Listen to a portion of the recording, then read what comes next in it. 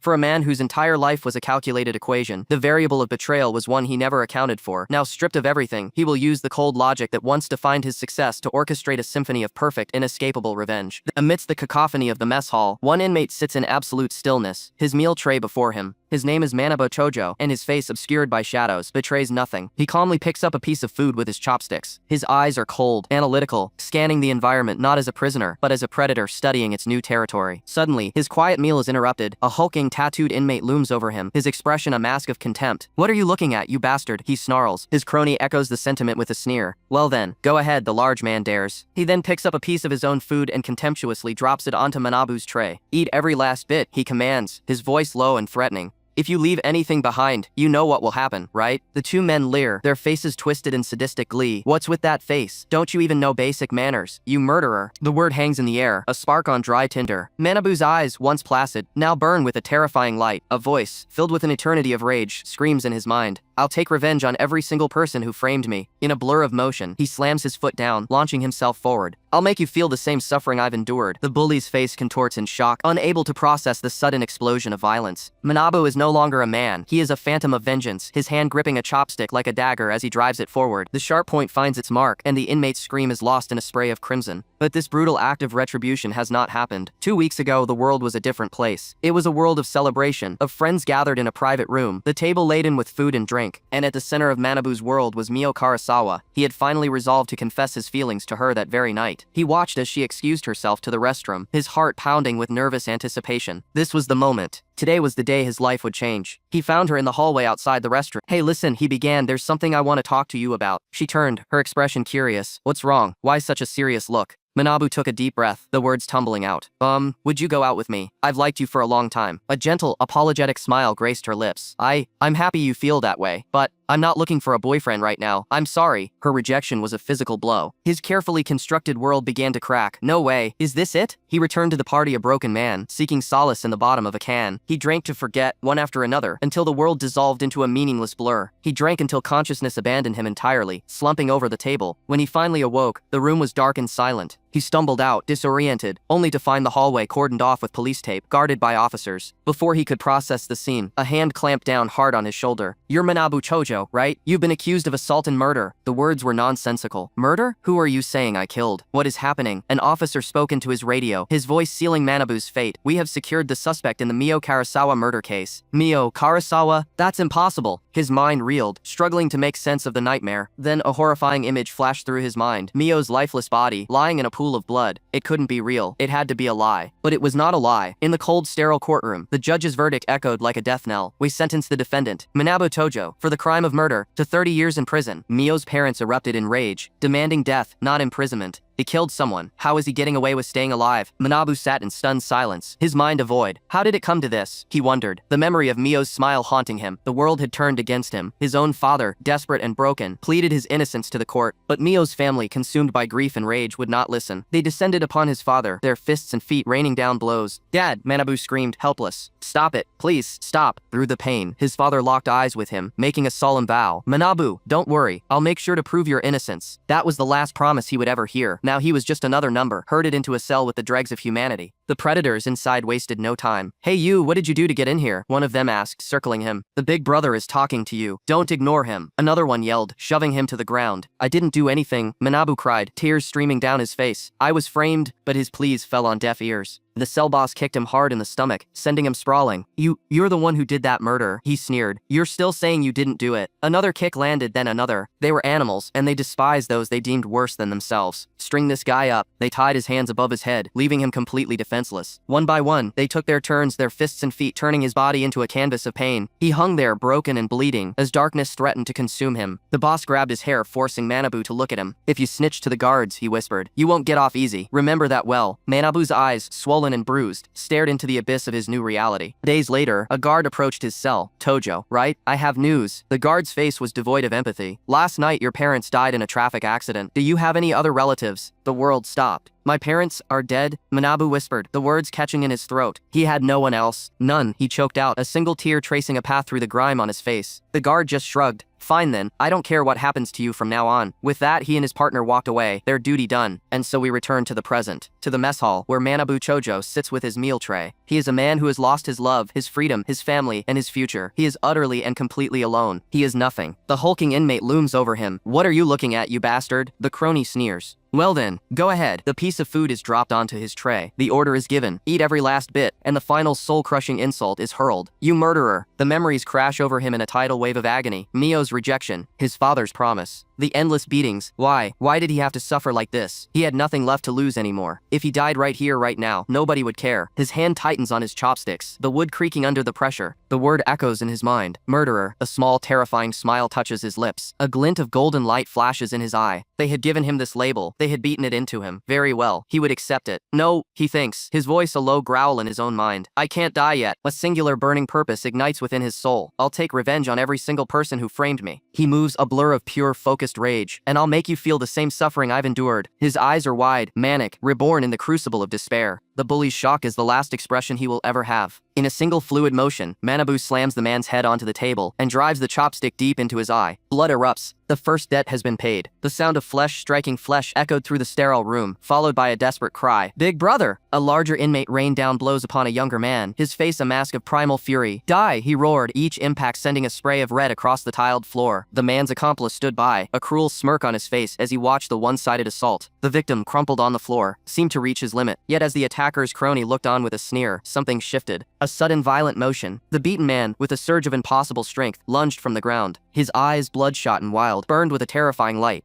If I'm going to die anyway, he snarled through a mouthful of blood. I'm taking you down with me. He latched onto the larger man's throat, a blur of pure suicidal desperation. The aggressor screamed in agony as the boy bit down with feral intensity. He was thrown off, a brutal kick sending him spinning to the ground. The attacker collapsed, clutching his savage neck, his face a portrait of shock and pain. His brother stared down, disbelief warring with rage. Hey you, let go of my brother, he bellowed, launching another vicious kick. But the boy on the floor simply absorbed the blow, a dark, unnerving smile spreading across his bloodied lips. The attacker was stunned. Damn it, has he lost his mind? Just then, prison guards stormed into the room. Hey, what do you think you're doing? One of the officers grabbed the boy, hauling him up by his collar. Causing trouble like this while I'm on duty. The boy's eyes, however, remained chillingly calm, fixed on some distant point beyond his immediate pain. The head guard pointed at the injured inmate. Hurry up and take Goriki to the infirmary. He glared back at the boy. Don't let anyone die. I'll beat the hell out of the rest of you later. As the guard attempted to drag him away, the boy suddenly threw himself backward, using the guard's own momentum against him. The officer stumbled, utterly baffled by the sudden, self-destructive act. Subdue him quickly. Another guard shouted, realizing the boy's intent. He's trying to kill himself by slamming into the wall. They swarmed him, trying to restrain the flailing prisoner. But it was too late. He smashed his head against the concrete, a raw scream of agony tearing from his throat as his world faded to black. He awoke to the sterile silence of the infirmary, an IV drip feeding nutrients into his arm. His gaze was empty, devoid of all will. A doctor reviewed a chart with a guard just outside his room. It seems he has lost the will to live. He hasn't eaten a single thing for several days. We're administering nutrients for now, but he's in danger if this continues. As they spoke, an old janitor shuffled past them into the room, broom in hand. He swept the floor quietly, his movements slow and deliberate. Then, without looking up from his work, he spoke, his voice a low rasp. You shouldn't throw your life away. The boy's vacant eyes flickered. The old man continued sweeping, his back to the bed. If you die, he said, his words cutting through the boy's apathy, who will clear your parents' name and settle their regrets? The boy's eyes shot wide open, a jolt of pure shock coursing through him. He struggled to sit up. What did you say? The old janitor finally turned, his weathered face etched with a strange, knowing look. I've heard about you, he said. Have you ever considered whether your parents truly died in a traffic accident? The boy stared, speechless. What are you trying to say? The old man's eyes narrowed, his voice dropping to a conspiratorial whisper. If you ask me, that wasn't an accident. The boy surged forward, grabbing the old man by his collar. How can you possibly know that? The janitor remained perfectly calm, his gaze piercing. Whenever something feels off, there's always something behind the scenes, he stated, before posing a critical question. Let me ask you one thing. Did you kill that young girl? The boy's grip loosened, his voice cracking. No, I didn't do it. Then you were framed by someone, the old man concluded, his logic irrefutable. Most likely your parents were erased because they found evidence of your innocence. The horrific truth slammed into the boy's soul. Fragments of memory, the accident, the trial, the whispers, all coalesced into a single monstrous conspiracy. Tears of unbearable grief and white-hot fury streamed down his face. I can't die yet, not until I've avenged my parents. The old man watched the transformation, a faint, satisfied smile on his lips. But in your current state you won't be able to do anything. Besides, Gariki has already publicly declared that he's going to crush you. He paused, letting the grim reality sink in before offering a lifeline. It's okay, there is a way to survive. The boy looked up, hope warring with suspicion. You've got guts. I like you, the old man said, his eyes glinting. If you actually manage to survive, lend a hand for what? The boy asked.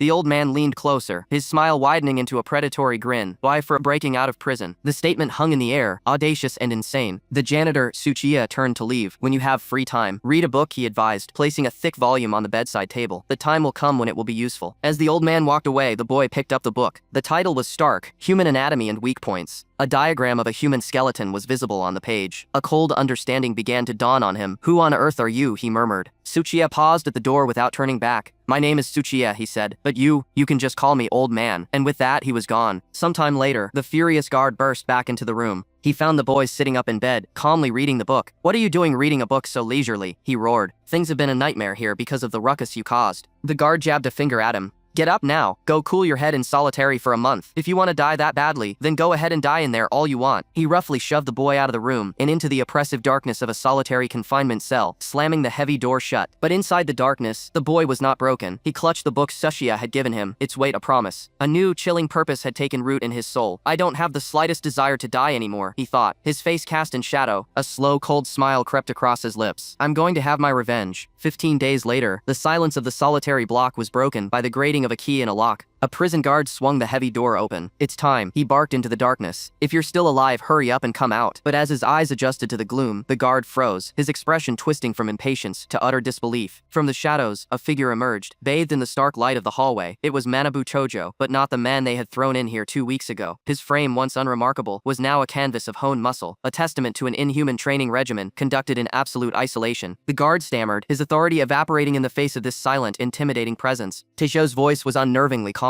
a stark contrast to the ferocity he now embodied. Nothing much, he replied, a faint, chilling smile touching his lips. I was just reflecting on my sins. Later, in the dusty expanse of the prison yard, inmates went about their forced labor. Tojo strode onto the field, his presence immediately drawing attention. A hulking prisoner, one of the yard's established tyrants, noticed him and a cruel grin spread across his face. Hey you bastards, he bellowed, ensuring everyone could hear. Tojo is here. Instantly, a half-dozen men, armed with pipes and makeshift clubs, formed a menacing circle around Tojo. You're finished today, the brute sneered. Yet Tojo's expression remained placid, a subtle, knowing smirk playing on his features. The crowd parted to reveal their leader, the heavily built Gariki, a fresh scar visible on his temple. I went out of my way to leave the hospital early, Gariki growled, his shadow falling over Tojo. Just for you. He pointed a finger to the wound. This scar, I'm going to pay you back 100-fold. With a final snarl, he gave the order. Get him. The thugs charged as one. But Tojo was no longer the same man. His movements were fluid, precise. He deflected a wild punch with ease, countering with a sharp elbow that sent his attacker staggering back. Gariki watched from the side, mocking his own men. Hey, you guys, haven't you eaten yet? Anyone who slacks off is getting beaten up later. Blows rained down on Tojo, forcing him to his knees. He endured the beating, gritting his teeth as dust and blood mixed on the ground. For a moment, it seemed he would be overwhelmed. Then, something shifted. A primal power surged through him, his eyes igniting with a terrifying red light. He erupted from the center of the mob, grabbing one of his assailants and slamming him into the concrete with brutal finality. You, Gariki roared, his face contorted with rage as he charged forward himself. He threw a powerful right hook, but Tojo moved faster, intercepting the blow. In his hands were sharpened implements, and with a guttural scream of die, he drove them into Gariki again and again. The prison boss howled in agony as his men watched in horror, their cries of "boss" echoing across the yard. In a final monstrous display of strength, Tojo hoisted the bleeding man over his head and hurled him from the edge of a nearby building. Gariki plummeted to the ground below with a sickening crunch. Tojo leaped down after him, landing beside the broken form, ready to finish it. A singular burning thought consumed him. Those who tormented me, those who framed me, I'll crush them all. Suddenly, the shriek of whistles filled the air as guards swarmed the area. Tojo, stop, one of them screamed. If you kill that guy you just attacked the other day, you'll get the death penalty. The words cut through his rage. He paused, his blood-soaked hands trembling. That's right, I can't die here without getting my revenge. The will to survive, to see his true enemies pay, wrestled his fury back into its cage. He let out a final agonizing roar of pure, unrestrained frustration. The other prisoners backed away, their faces pale with terror. It was clear to them all, this man was not simply violent. He was a force of nature, utterly devoid of fear. fear. The incident earned Manabu Chojo an additional 20 years on his sentence. But it also bought him something far more valuable, a reputation. From that day on, the inmates treated him with a mixture of awe and absolute dread. Days later, in the infirmary, Tojo learned that Guriki had survived. He was transferred to another prison, permanently disabled. A guard visited his bedside. "Please, don't cause any more trouble," he pleaded. "Your wounds are pretty much healed, right?" Tojo simply stated he would return to his cell. He understood his new position perfectly. No one wanted to get involved with a lunatic who wasn't even afraid of dying. Walking back through the sterile corridors, he was met by a familiar, shadowy figure. "We meet again," the old man said with a knowing smile. "I survived? Tell me how to break out, just like you promised." Tojo looked at him, his expression unreadable. The plan they had discussed came back to him. The old man had offered him a path to freedom, but only if Tojo could create a massive opportunity. The instruction had been simple, cause a disturbance in the prison. The brutal takedown of Guriki was not a simple act of revenge. It was a calculated move. And then, Tojo asked, his voice low, "I can trust you, right?" The old man leaned in, his voice a whisper. "The iron grate in the kitchen sewer has been loose for a long time. It can be completely removed. If you cause a commotion, you can use that chance to escape through the sewer." He saw the flicker of doubt in Tojo's eyes. "If you don't believe me, go take a look." But Tojo's mind was already racing 10 steps ahead. A slow, confident smile spread across his face. "No, if I can get out of here, I'll do anything," he declared. "Leave it to me." He was escorted back to his cell block, where his new cellmates flinched at his arrival. As the guard locked the gate behind him, Tojo turned to face the terrified men. A predatory darkness filled his eyes. "Anyone who wants to avenge Guriki," he announced, his voice echoing in the sudden silence, "step forward." The men scrambled over each other to profess their innocence. No, it's a misunderstanding, Manabu-san," one cried out. "That piece of, he was always bullying people. We were fed up with him too." Another quickly added, "We can't thank you enough. From now on, you're our boss. We'll listen to whatever you say." A chorus of agreement filled the cell. "Yeah, boss."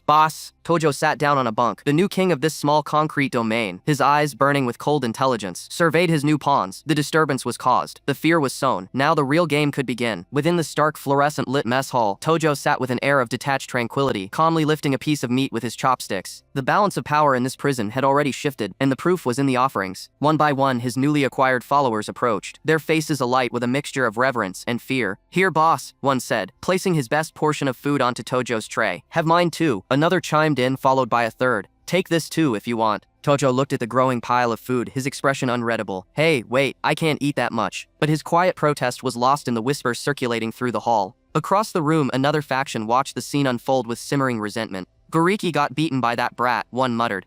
"I heard he's bedridden for life." Another, a hulking man with a thick beard and the hardened eyes of a veteran predator, scowled. "He became a leader, yet he hasn't even come to greet me." The man, Umi-san, was the block's established ruler, and this newcomer's lack of deference was a direct challenge to his authority. "He's looking down on me quite a bit. Doesn't he know how things work around here?" His subordinate tried to placate him. Now, calm down. Rumor has it he's quite skilled. If we can get him on our side." But Umi-san had already made his decision. One of Umi-san's men strode over to Tojo's table. He slammed his hand down, the sound cracking through the murmurs of the cafeteria. "Are you Tojo?" he demanded. He leaned in, his voice a low growl. "I'm one of Umi-san's men. You at least know Umi-san's name, right? Even that Guriki you took down was indebted to him. You laid a hand on Guriki, yet you haven't even said a word of greeting to Umi-san. What the hell do you mean by that?" Tojo slowly looked up, his eyes devoid of fear, his voice a blade of ice. "You got a problem with that?" Tojo slowly looked up, his eyes devoid of fear, his voice a blade of ice. "You got a problem with that?" Tojo's followers tensed, one whispering urgently, "Boss." Across the room, Umi-san watched the exchange, his patience worn thin. He gave a subtle nod to his subordinate. "Teach the newbie some manners," he commanded. The enforcer grinned. "Leave it to me." He turned back to Tojo, his voice booming. "You bastard, you're getting carried away. There are rules in this place." He lunged, grabbing Tojo's uniform. "Looks like you won't understand unless you get hurt." Before the sentence was finished, there was a blur of motion. A sickening crack echoed as Tojo's fist connected with the man's jaw. Blood sprayed through the air. Umi-sen's eyes widened in disbelief. His man, who had been posturing with such confidence only a second ago, was sent flying backward. He crashed through a table, his body a broken heap, screaming in agony. "Umi-san, help me!" A wave of fury washed over Umi-san's face. "You bastard," he roared, rising to his feet with such force that the concrete floor beneath him seemed to crack. The mess hall fell into a dead silence. Tojo stood calmly over his fallen opponent, not even breathing heavily. The rest of Umi-san's crew could only stare, their bravado shattered. A moment of stunned silence hung in the air. Tojo's own men looked on, their fear replaced with pure, unadulterated awe. The downed man could only manage a pathetic, bloody threat. "I'll kill you." Umi-san lumbered forward until he stood before Tojo, the massive man casting a long shadow over him.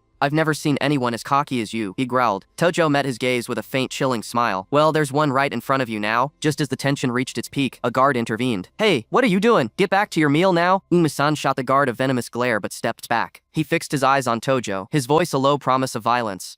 You'll regret this. He turned to leave, his parting words echoing through the hall. We'll settle this once and for all during tomorrow's break time. As Umi-san's gang departed, one of Tojo's followers broke down, his face pale with terror. Another gritted his teeth. But Tojo remained perfectly composed, his voice cutting through their panic with absolute certainty. What is there to be scared of? We just have to deal with them all at once. His men stared at him, stunned by his sheer audacity. A fire ignited in their eyes. One of them stomped his foot, his fear replaced by a surge of adrenaline. Sorry for getting scared earlier. If it's come to this, we'll fight like hell tomorrow. The others roared their assent. Tojo stood among them, a silent commander who had just forged a loyal squadron with nothing but his own indomitable will. That night, long after the lights went out, Tojo was awake. He moved silently in the dark, pulling the sheet from his bunk and twisting it with methodical precision. He folded and compressed the fabric, his hands working with the focus of a craftsman, creating a dense, hardened weapon. This was not mere confidence, this was calculation. The next day, the sun beat down on the prison yard. Inmates milled about, playing soccer or smoking in groups. 2 guards patrolled the perimeter fence. I've got some good cigarettes, one said to the other. Wanna go smoke over there? The other guard grinned, and together they walked toward a blind spot. Their backs turned to the yard. The stage was set. Zumi-san and his crew, a formidable force, had gathered on one side of the yard. Boss, they're here, one of Tojo's men said, his voice tight with anticipation. A predatory grin spread across Tojo's face. Everything was proceeding exactly as he had envisioned. He looked at his followers, his voice low and commanding. Now, show me your resolve. With a unified war cry, his men charged. The yard erupted into chaos as the 2 factions clashed. They were no longer a disorganized rabble, but a unit fighting for their leader. The guards finally noticed the riot. Another fight, one shouted, dropping his cigarette and sprinting toward the brawl. But the fight was already a maelstrom of violence. An inmate from Tojo's side sent one of Umi-san's men sprawling with a powerful kick. Umi-san himself bellowed with rage, wading into the fray. A guard raised his baton to intervene, but an inmate grabbed his arm, stopping him cold. That's a violation of the rules. The guard, realizing his authority was meaningless here, shouted to his partner, contact the security team, hurry. The battle raged on, the ground becoming littered with fallen bodies. The guard looked on, his face a mask of horror. Wait, he said, a sudden, dreadful realization dawning on him. He scanned the chaotic scene, his eyes wide with confusion and fear. Where is Tojo? Far from the brawl, standing in the shadows of a quiet doorway, Tojo watched the chaos he had unleashed. The entire riot was a diversion. As he observed his plan unfold, an old wiry inmate appeared beside him, a cunning smile on his face. Well done, the old man said. He glanced back at the pandemonium in the yard, then turned to Tojo.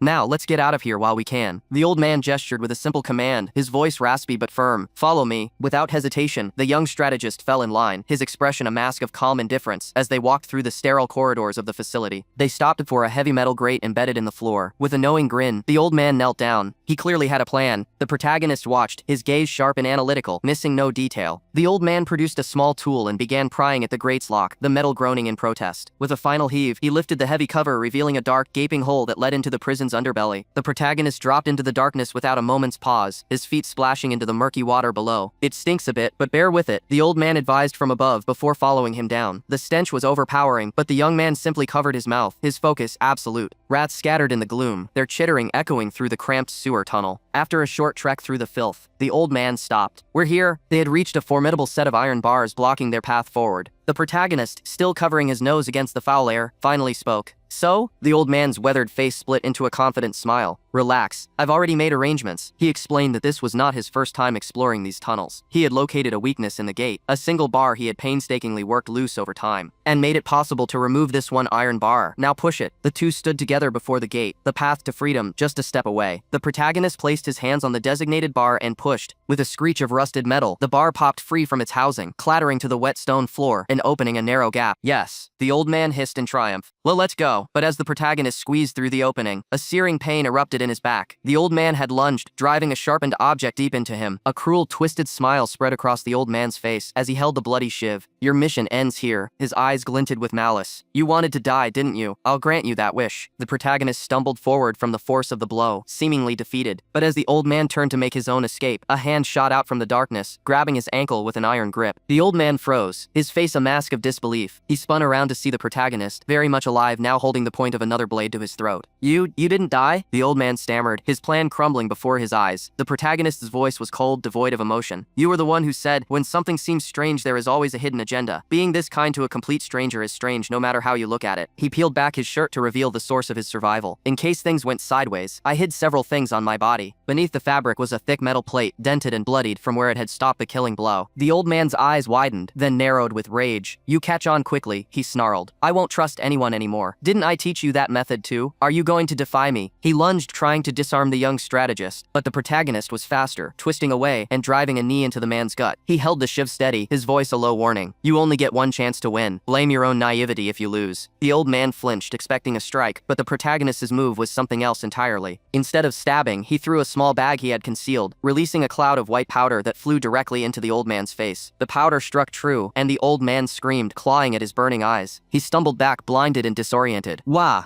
He rubbed furiously at his eyes, the substance causing him agony. "Is this?" The protagonist stood calmly, the architect of his enemy's downfall. "You got a knife and concentrated 2 weeks ago, didn't you? Thanks to the guy who squealed on you. I knew your plan from the start." The old man's face contorted with rage and realization. He had been played from the very beginning. "So I was found out." He made a desperate lunge, but the protagonist simply held up a dark glass bottle. "Looking for this?" The sight of the bottle, likely flammable liquid, broke the old man's spirit. It was the final piece of his failed plan, now in his opponent's hands. He let out a roar of pure fury. "Insolent! Do you really think you can defeat me?" he bellowed, charging blindly. The protagonist didn't flinch. With chilling precision, he swung the bottle, shattering it against the old man's head. Before the man could even fall, a brutal kick sent him flying backward, his body slamming into the very bars he had intended to use for his escape. Lying broken on the ground, the old man coughed, defeated. "You're right, I was certainly naive." The protagonist stood over him, holding a jagged shard of the broken bottle. "But I won't repeat the same mistake again." As he spoke, a grimace of pain crossed his face. Protruding from his shoulder was the handle of the old man's shiv, a final desperate blow that had found its mark in the chaos. His victory had not been without cost. The man sputtered, blood filling his mouth as he stared up at the shadow that had bested him. "To be defeated by the likes of you. What a pity." A final swift motion silenced his last words, his body slumping lifelessly to the grimy floor. Gaku Chojo looked down at the fallen figure, his expression unreadable. "I've gotten one step stronger, thanks to you," he stated, not with malice, but with the cold calculation of a man, accumulating power. "I thank you." His path was now clear. He moved through the putrid darkness of the city's underbelly, wading through a drainage tunnel that served as his path to a world that believed him dead. Emerging from the sewer, he walked along a canal, the pale light of a new day washing over him. He paused, closing his eyes and inhaling deeply. It was the smell of freedom. With a single decisive motion, he tore the rough bandages from his chest, casting them aside. His body was a tapestry of scars, but his resolve was unbreakable. Now he whispered to the wind, for revenge. Meanwhile, in a small dumpling shop, 2 prison guards took an early break. "Mr. Katsuragi," the owner said, still searching. The older guard sighed, rubbing his tired eyes. "Yeah, we're fully mobilized because the escaped convict still hasn't been caught. Seriously, no time to rest." Katsuragi looked utterly exhausted by the manhunt. The owner, wiping down a counter, asked, "I thought there were 2 escaped convicts." The guard nodded. "Yeah, an old man and a young guy. The young one was found as a charred corpse. But the old man is a habitual offender, and we can't find him anywhere." Sitting just a few tables away, a figure in a black cap listened intently, a ghost of a smile touching his lips. He nonchalantly adjusted his shirt, his fingers brushing against the prison tag, still stitched to his uniform. Number 853 Infern. In his mind's eye, he saw it all again. The body of the other convict, his supposed corpse dissolving in the corrosive water of the sewer, a perfect deception to erase Gaku Chojo from the world. Even so, the shop owner lamented. The young guy's death was quite tragic. The younger guard scoffed. He brought it on himself. After all, he was thrown in for rape and murder. Tojo paused, a piece of food halfway to his mouth. He took a bite, his thoughts racing. He deserves it. That's why. But then the older guard, Katsuragi, added a piece of information that changed everything. Not necessarily the truth, he said gravely. "I heard that, to prove their son's innocence, his parents stole the autopsy report." Tojo's eyes widened. The entire conspiracy snapped into focus. The autopsy report, there was something wrong with its contents, which is why the 2 of them were killed by the mastermind. A flash of the horrific crime scene he was framed for burned in his memory. That report was the key. "I have to find that first." He rose from his seat. He walked past the guards, his head bowed, a phantom moving among his own hunters. "Hey young man," Katsuragi called out, his voice filled with genuine concern for a fellow citizen. "An escaped convict is roaming around, so you shouldn't wander out too much. If anything happens, report it immediately." The guard watched him, oblivious to the predator he was warning. Tojo glanced back, his face a neutral mask. "Yeah, I understand." He left the shop and tailed a man in a waistcoat, a low-level pawn in the game, whistling a carefree tune as he walked. Tojo followed him into a deserted alley. In a flash, he had the man pinned against the wall, a cold blade pressed firmly against his throat. The man trembled. I don't have any money. I'm just a part-timer." Tojo's voice was ice. "Shut up. Answer the questions I'm about to ask honestly." The man nodded frantically. "Oh, okay. I'll answer anything I know." Tojo's question was direct and lethal. The man's eyes darted around in confusion. "Who are you? Are you Tojo's buddy too?" The words struck Tojo's like a physical blow. "You too? What do you mean?" The man seemed to find a sliver of courage. "I'm telling you, it's in your best interest not to get further involved." He then made a fatal mistake, issuing a threat. "If you don't want your arms and legs broken like Yuji Suzuki, let me go immediately." The name echoed in Tojo's mind, accompanied by a memory of his friend Yuji, battered and bruised. Rage, pure and cold, surged through him. He didn't hesitate, plunging the knife deep into the man's thigh. The man shrieked, collapsing. Tojo loomed over him, his face a mask of fury. "Who did that to Yuji?" he demanded. Terrified, the man finally understood. "Hey, are you Jojo?" Tojo pressed on, his voice a low growl. "More importantly, answer my question. Who did that to Yuji, and who exactly made you give false testimony?" The man tried one last act of defiance. "Like I'd tell you, the mastermind is not someone you can take on. Get out of here while you still can." Tojo slammed the man's head into the concrete, ending his resistance. He brought the blade back to the man's throat. "I'll give you one more chance. Will you answer the question or not?" The man finally broke. "The mastermind, I really don't know, but the one who gave me money was Rhea Amano," he babbled, desperate to live. "She told me to give false testimony, or she would kill me." Tojo's mind raced. "Rhea Amano? She's Mio's best friend," the man gasped. "She used to hang out with delinquents outside of school. She must know the truth about this incident." Tojo's eyes burned with a new, terrifying intensity. "Tell me where that person is." "She works as a hostess at the nightclub Grandia. She's probably working now," the man cried. "Please, just don't kill me," he continued to plead. "I've told you everything I know. I was threatened." Tojo dragged the man across the cracked pavement toward an old abandoned well. He bound and gagged his captive, his movements efficient and merciless. As the moon cast long shadows, Tojo stared down at him. "Don't worry," he said, his voice chillingly calm. "I'm not going to kill you right now. Stay quietly in the well until everything is settled." He dropped the man into the suffocating darkness, looking down from above, a silhouette against the moon. Tojo delivered his final terms. "We're in this together. If something happens to me while I'm going to meet Amano, I won't be able to come back here. If that happens," his voice dropped to a whisper, "be prepared to starve to death." The terrified man was left alone in the dark abyss, his fate now irrevocably tied to Tojo's quest for vengeance. From the bottom of a deep, dark shaft, the night sky was but a small, distant circle of freedom. It was a view that Manabu had seen last before his life was extinguished, his body left broken, and his face a canvas of dried blood and bandages. Elsewhere, under the cover of darkness, a lone figure stood watch from the shadows. His gaze was fixed on a man sitting before a crackling fire, a man broken in his own way, with his arm in a sling and his leg in a cast. Empty bottles lay scattered at his feet as he stared into the flames, his mind lost in a haze of grief and rage. "Damn it," he muttered, his voice raw with anguish. "Why did you have to die first? I couldn't even avenge you, and look at me now. Pathetic." From the darkness, the observer, Yuji Tojo, watched his friend's despair with an unnervingly calm expression, his eyes cold and hard as steel. He remembered their past, the brutal schoolyard beatings he once endured, and he remembered his friend always there to protect him, to stand between him and the world. "Don't worry," his friend had promised him back then, a reassuring hand on his shoulder. "From now on, no one's gonna bully you ever again." Now that same friend, battered and defeated, made a hollow vow to the night sky for a man he couldn't save. "Manabu, rest easy. Once I heal up, I'll find the truth and prove your innocence," he cried out before slumping over in exhaustion. Yuji also recalled his friend's last words to him, a desperate attempt to shield him from the storm that was coming. "Yuji, I can't drag you into this mess any further. I swear I'll pay back this debt.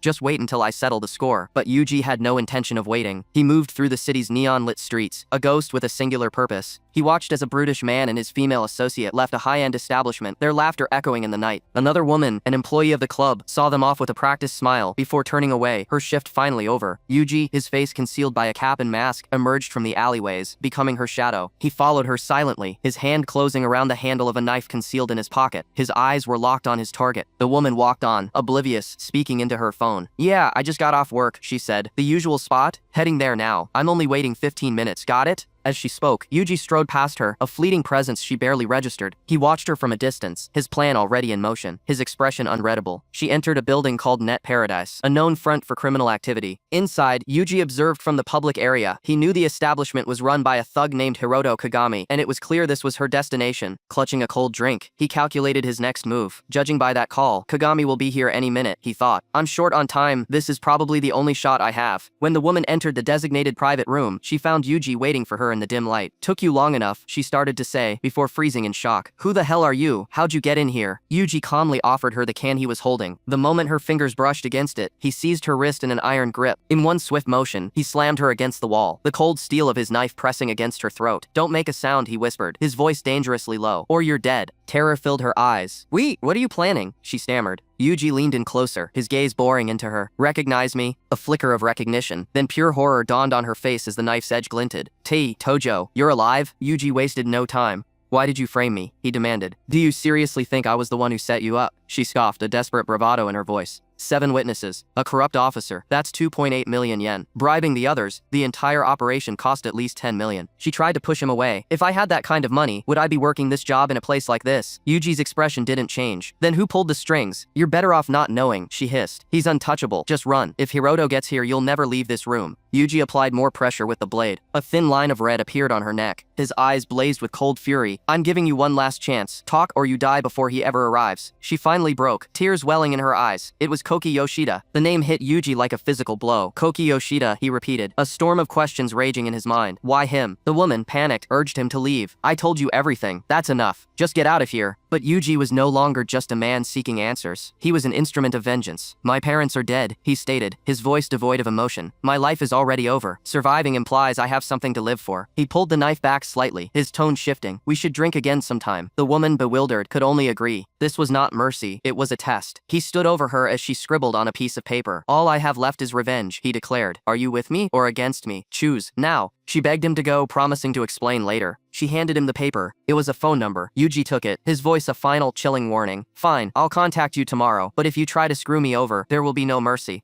He slipped out of the room and into the corridor, his composure absolute. Just as he rounded the corner, he saw them, a group of men in suits, led by a man in a garish pink blazer, Hiroto Kagami. For a heart-stopping moment, their paths converged. A single drop of sweat traced a path down Yuji's temple. Kagami paused, his eyes narrowing as he looked at Yuji. I've seen that mug somewhere before, he murmured, but Yuji never broke his stride, walking past them as if they were complete strangers. As he continued down the hall, one of Kagami's men noticed a faint scratch on his neck. What's up with your neck? Yuji overheard the question, already preparing his own cover story. Got my necklace snagged on something, he thought, his mind a fortress of ice. Pass me a tissue, will you? He lay awake in the dim light of his Spartan room, a prisoner of his own mind. Fragments of a life he once knew flickered behind his eyes, a shared smile, a song sung together, ghosts of a happiness that now felt like a cruel fiction. These fleeting moments of warmth were always consumed by the encroaching darkness of his memories. The trauma of that night replayed endlessly, a perpetual torment from which there was no escape. The aftermath, a scene of utter chaos and ruin, was seared into his soul. Tears of pure anguish carved paths down his face as a silent scream of loss tore through him. Why? His fist slammed into the mattress, his knuckles white with the force of his grief and rage, and a single name escaped his lips like a venomous curse. The scene shifts. The broken man is gone, replaced by a cold instrument of vengeance, standing in the anonymity of a public phone booth. He makes the call that will set the final act in motion. Hello, he began, his voice low and steady, a chilling counterpoint to the storm within. I'll be waiting at the Riverside Park tonight. Be there. On the other end of the line, the woman's expression hardened. She knew what this summons meant. The memory of her singing with another man was a bitter reminder of the betrayal at the heart of it all. That night she stood alone on a wooden deck by the river, bathed in the cold glow of a single lamp. He emerged from the shadows like an apparition, his presence so immense it seemed to drink the very light from the air. She turned to face him and cut straight to the truth that had haunted her as well. Tell me, how exactly did my mom and dad die? He answered without hesitation, his voice ablade. Your parents managed to get a hold of the original autopsy report. They were planning to file for a retrial, but Yoshida was terrified the truth would come out. He continued, his tone flat and devoid of emotion. So he staged an accident and killed them both. The words struck her like a physical blow, and her face crumpled in horror and grief. As she broke down, the image of his own parents' brutal demise flashed through his mind. Her apology was a pathetic whisper in the face of such monumental loss. His control finally shattered. Apologizing now doesn't mean a damn thing, he roared, striking her with the back of his hand. Clutching her cheek, she looked at him with tear-filled eyes. I don't expect you to forgive me, but let me at least tell you the whole truth. Consider it my atonement. He seized her, his grip like a vice. Shut up, your sins aren't going anywhere, he snarled, his eyes burning into hers. Her confession began, each word twisting the knife deeper into his soul. It stated that biological evidence from 3 different men was found inside her, but yours wasn't among them. The world fell away. The very foundation of his 10-year nightmare, the belief that he was responsible, crumbled into dust, leaving only a hollow void of shock and disbelief. She continued, painting a sickening picture of that night. Yoshida and his rich friends offered a huge sum of money. Mio went with them of her own free will. Her voice dripped with a cruel pity. The girl you thought was a goddess, to them, she was just a toy. A flashback confirmed her words. Yoshida flashing a stack of cash. Mio smiling coyly. What kind of fun did you have in mind? She had asked them, sealing her fate. The night descended into depravity. They made her take drugs too, the woman narrated. Maybe the dose was too high. The scene that followed was a descent into chaos, a grotesque party that spiraled into tragedy. Then panic. What's wrong? Why isn't she moving? One of them yelled, seeing Mio's lifeless eyes. The realization dawned. She's not breathing. Back in the present, he could barely speak, the truth too monstrous to comprehend. I can't believe Mio was that kind of woman. His rage found its focus once more, and he grabbed the woman who had stood by and watched it all happen. Someone died, she explained with chilling simplicity. Someone had to take the fall. They heard you had confessed your feelings to her, so they used that. Rejected, flew into a rage and killed her. They wrote a script and you were the perfect villain. He stared at her, the pieces of the decade-long conspiracy locking into place. Is all of this actually true? She nodded, her own hatred finally surfacing. Yoshida threatened me too. He said he'd kill me if I didn't cooperate. The truth is, I hate his guts too. But he was no longer listening. A new terrifying resolve settled over him. I'm going to crush Yoshida, he stated, his voice a low promise of annihilation, no matter what it takes. She tried to warn him, telling him of the 8 elite bodyguards, martial artists, and ex-special forces that now surrounded Yoshida at all times. With a team of pros like that, you'll never get close, she pleaded. Forget revenge. Just run away. Your parents would want you to live. He looked at her, his eyes cold and empty. Since you told me the truth, I'll let you live for now, he said. But don't you dare interfere with what I'm about to do. There was no room for debate. Come with me, he commanded. Just in case, I can't let you go until this is settled. He led her into the darkness. Hand over your smartphone. She complied. The moment the device was in his hand, he struck her with precise force, knocking her unconscious. I know I deserve this, she whispered as she fell. But I don't want you to die. He carried her to a deep, stone-lined pit, where the man she had betrayed him for was already bound. He dropped her in beside him, looking down into the darkness. His voice was utterly devoid of mercy. If I die, you can just starve to death down there with him. Trapped in the pit, she looked at her fellow prisoner and accepted her fate. This is my punishment. The scene changes to the pulsating lights and roaring music of a high-end club. The Gimoen Sate of Farron Club. Yoshida, the architect of his pain, was celebrating. A woman draped over him. He was a king in his castle, untouchable. But from the shadows of the crowd, a hunter watched, his gaze unwavering. He stood at the back, observing Yoshida's security detail, his mind a whirlwind of calculations. He saw Yoshida lean in and whisper to his companion, "Hey, let's go to the bathroom." The woman smiled. "Doing it in the bathroom? Fufu, you're pretty bold, aren't you?" He orders his men to stay behind, his voice firm and leaving no room for argument. "Don't follow me. Wait here." With the woman at his side, he steps toward the private room, his mind calculating every variable. This was an opportunity born from chaos, a high-risk maneuver that could change everything. It was a chance he had to take. One of his lieutenants watches him go, a flicker of doubt in his eyes. But as another man, Manabu Tojo, moves to follow, the lieutenant steps in his path. "Stop right there." Manabu, his face shadowed by a black cap, meets the man's gaze without flinching. "A leak?" he asks, his tone implying a shared dangerous secret. "Are you concerned about a security breach?" The two men stand in a silent, tense standoff amidst the club's pulsing energy. After a moment that stretches into an eternity, the lieutenant gives a curt nod and steps aside. "Go ahead." Manabu proceeds down the sterile white hallway, his steps silent. A muffled scream echoes from a nearby room. He follows the sound to the men's restroom, where a struggle is clearly audible from within one of the stalls. A panicked voice shouts, "Who is it? Don't get in my way." Without a moment's hesitation, Manabu draws a concealed knife. He drives his foot into the stall door, splintering it from its hinges with a single powerful kick. Inside, he finds the white-haired man violently assaulting the woman from the club. The man whirls around, his face a mask of fury. "Who the hell are you? You wanna die?" His rage is palpable, but Manabu remains a picture of cold composure. Before the man can react, Manabu lunges forward, a blur of calculated motion. The woman screams as Manabu closes the distance in an instant. "What do you think you're doing?" The man bellows, completely caught off guard by the speed of the attack. Manabu deftly intercepts the man's arm, his grip like steel, twisting the knife away. He overpowers him with brutal efficiency, slamming him against the stall wall. In the next instant, the cold edge of the blade is pressed firmly against the man's throat. Just then, the bodyguards burst in, their faces etched with alarm. "You, Tojo, are you okay?" The white-haired man's eyes are wide with terror and disbelief. "Don't just stand there," he shrieks. "Catch him quickly." But Manabu is already one step ahead. He kicks the base of a nearby urinal, creating a sharp crack that draws the guard's attention for a split second.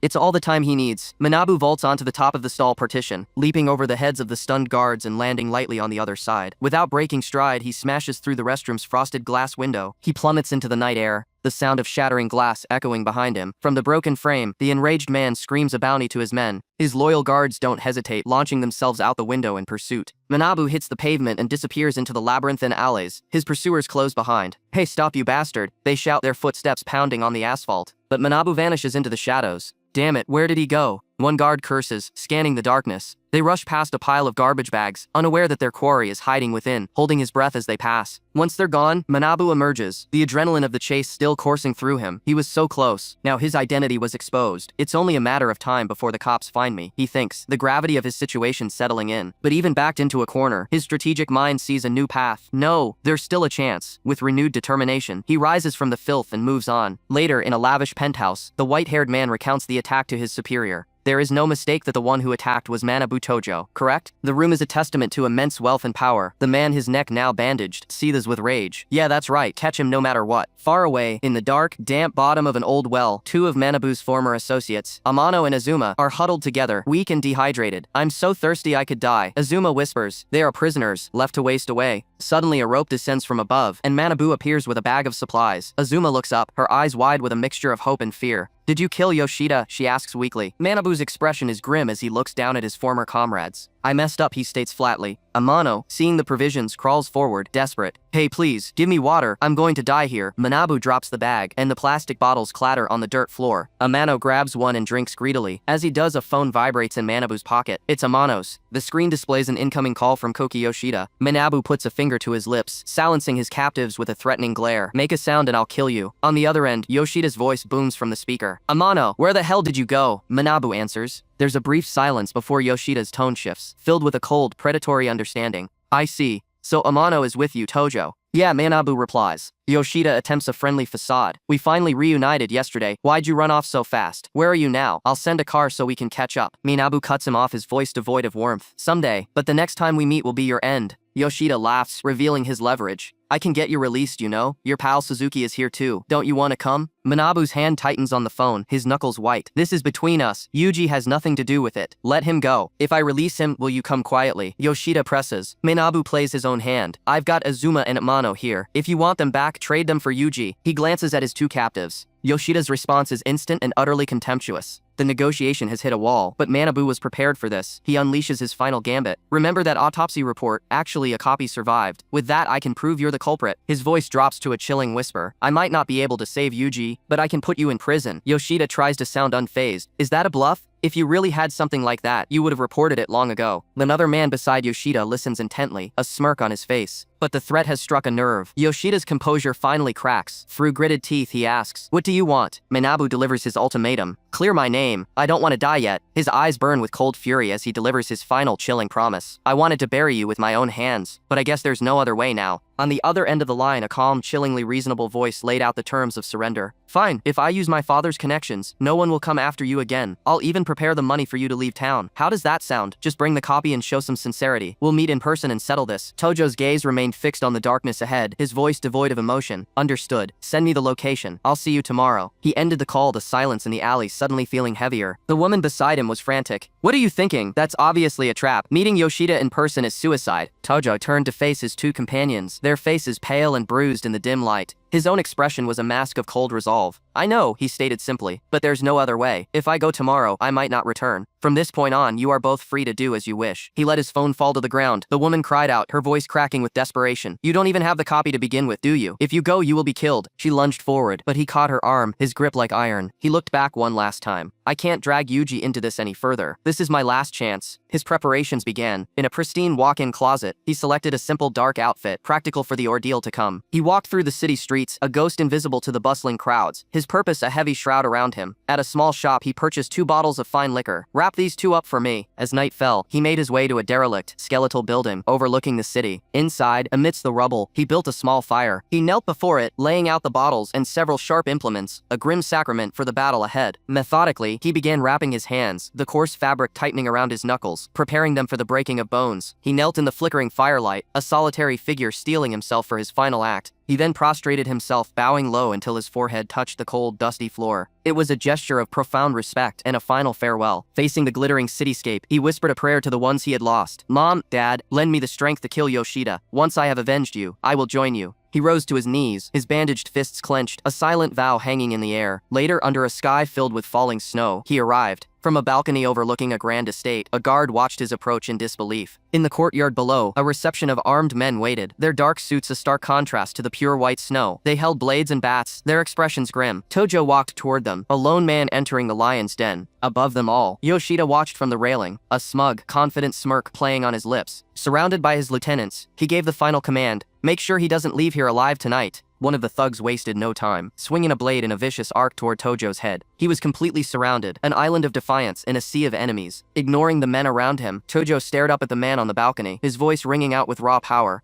Yoshida chuckled, his voice laced with condescension. It must be cold out there. Let's talk inside. His men parted, creating a path toward the mansion's main entrance, their weapons held at the ready. But Tojo did not move. He held up a hand, revealing the hilt of a large blade. Release Yuji first, he demanded, his voice cutting through the cold air. Otherwise, I'm leaving right now. Yoshida's smirk never faded. Inside, his men were already carrying out his brutal orders, beating Yuji to within an inch of his life. Yoshida then appeared on the balcony, dragging the battered Yuji with him, and holding him up for Tojo to see. I'm a man who keeps his promises. One of his men leaned in, whispering, Sir, if we release him, won't we lose our leverage? Yoshida's reply was a masterclass in cruelty. You don't understand. His arms and legs are broken. Do you truly believe Tojo can escape while carrying a crippled man? A wicked, triumphant grin spread across his face. Yuji was thrown from the mansion, collapsing into the snow. Tojo rushed to his side. You're alive? Yuji gasped. I'm sorry for dragging you into this, Tojo said softly. Leave the rest to me, but his friend refused. Don't be absurd. Do I look like a coward? We are in this together. That's enough. Yoshida yelled from above. Get in here already. Yuji grabbed Tojo, pleading. Don't go. The place is crawling with his men. If you go in, it's over. He clung to Tojo's jacket, his face a mask of desperation. Tojo looked up, his voice steady. Yoshida, let him go. Do that and I'll come inside. Then, looking at the men surrounding them, he declared, I'm not leaving. I'm going to settle this. He leaned down and spoke to his friend in a low voice, meant only for him. Yuji, you still have a family. Live a good life, and visit my grave. I'm counting on you. His face was a portrait of tragic sacrifice. As Yoshida's men dragged a screaming Yuji away, Tojo turned his back on his friend's cries and faced the mansion. He walked forward, his steps sure and steady, toward the waiting legion. Yoshida watched him ascend the steps, a predator eyeing his prey. The great wooden doors boomed shut behind him, sealing him inside the fortress of his enemy. In the sudden gloom, as snowflakes melted on his face, Tojo's eyes began to burn with a cold, terrifying light. The grand hall fell into a tense silence as three men, one armed with a steel bat, faced down their target. From the top of the stairs, their leader, a man with silver hair, descended with his own entourage. Finally, we can talk one-on-one, he called out. Did you bring the stuff? Manabu's voice cut through the air, cool and unwavering. I'm not an idiot. You think I'd bring something that important here directly? The silver-haired man's face twisted in a snarl. Stop messing around. You think I'd be scared of something like that? His men tensed, their weapons held at the ready. But Manabu simply smiled, a disarming gesture that held a hidden edge. Don't be so tense. I brought some booze, let's have some fun. With a flick of his wrist, he tossed two heavy glass bottles through the air. The silver-haired man watched them, bewildered. What's this about? Is it a gift for me? He couldn't comprehend the game being played. Manabu took a steady step forward as the bottles sailed past. Suddenly, the grand doors swung open, revealing an older, more imposing figure who commanded the room with his mere presence. The silver-haired man froze, his arrogance melting into shock. Dad, why are you here? The older man's voice was like grinding stone. Who else but me is going to clean up your mess? He gestured behind him, and his subordinates dragged two bound and gagged figures into the hall. Manabu's eyes narrowed, his expression becoming an unreadable mask of cold fury. The captives were thrown to the floor. The father looked at his son with utter disappointment. If you're going to do it thoroughly. Leave no trace. His son protested. You mean eliminate everyone involved? But Amano is with us. The father scoffed. You're naive. Do you really think Amano is loyal to you? He gestured to the female captive. She's the one who leaked the autopsy report to Tojo's parents. The son's face contorted with rage at the revelation. He lunged forward and struck the woman across the face. You traitor, after all the money I gave you, you betray me. She met his furious gaze, her own eyes filled with defiance. I may have taken your money, but my heart isn't rotten. I couldn't stand seeing Tojo's parents searching for witnesses anymore. The son's eyes went wild with fury. As he raised his hand to strike her again, his father intervened, kicking him viciously to the ground. Shut up! When I kill Tojo, I'm burying you with him. The old man then turned his cold, calculating gaze upon Manabu. You're Manabu Tojo. You put all this in motion and you don't even know my face? Manabu stared back, a silent challenge. The father let out a dry, condescending laugh. I don't need to know people who are worth less than insects. He leaned in, his voice a low threat. Where is the copy of the autopsy report? Manabu's response was immediate and absolute. I'll never tell you. The old man merely smiled. It doesn't matter, he said, gesturing to his enforcers. The forces backing me are far beyond your imagination. No matter where that report is, once you're dead, it's all over. As his men advanced, Manabu spoke again, his voice laced with venom. By the way, let me tell you something. The old man paused. The ones who killed your parents, Manabu said, his eyes locking onto the two advancing guards. Are these guys right here? The air crackled with sudden, murderous intent. Manabu's eyes blazed with a light that promised annihilation. He clenched his bandaged fist. The trap now sprung. The old man roared his name, a name no one else knew. Manjiro Yoshida. Manabu's lips curled into a snarl. Even an insect, when cornered, will bite. I'll teach you what pain really is. He hurled the bottle he was holding not at the men, but at the polished marble floor. It shattered, spraying its contents everywhere. One of the charging thugs slipped, his feet flying out from under him. He staggered, confused. Then he fell hard into the spreading puddle. As he struggled to get up, he realized the clear liquid wasn't alcohol. The old man's eyes widened in horror. "Shit, it's oil, you coward!" The son screamed from the floor, but Manabu was already in motion. He lunged for the fallen guard, a blade appearing in his hand as he drew it cleanly across the man's throat. The father screamed, "What can you do alone? Get him, all of you!" His men surged forward, but the oil-slicked floor turned the charge into a chaotic mess as more of them lost their footing and crashed to the ground. Manabu moved like a phantom across the treacherous surface. He kicked a blade from a fallen enemy's hand, pirouetted through the air with impossible grace, and in a stunning display of psychological warfare, slid on a pair of dark sunglasses mid-combat before driving his knife into another foe. "Show off," the son shrieked. Manabu then grabbed a fire extinguisher from the wall and discharged it, blanketing the area in a thick white cloud. Through the swirling mist, his silhouette was a blur of deadly motion. He moved from one disoriented target to the next, a specter of vengeance dealing out final bloody judgments. The sounds of struggle were sharp, then suddenly silent. When the cloud began to settle, Manabu stood alone, his jacket spattered with blood, the merciless glint of his knife the only thing visible, besides the cold, emotionless lenses of his glasses. A cold, cruel smile spread across the man's face as he adjusted his glasses, a dark memory playing out behind his eyes. In that vision, a blade plunged deep into a man's back, a geyser of blood erupting from the wound. The room descended into chaos, a whirlwind of bodies and makeshift weapons clashing in the hazy air. It was a desperate, brutal melee, with men falling left and right.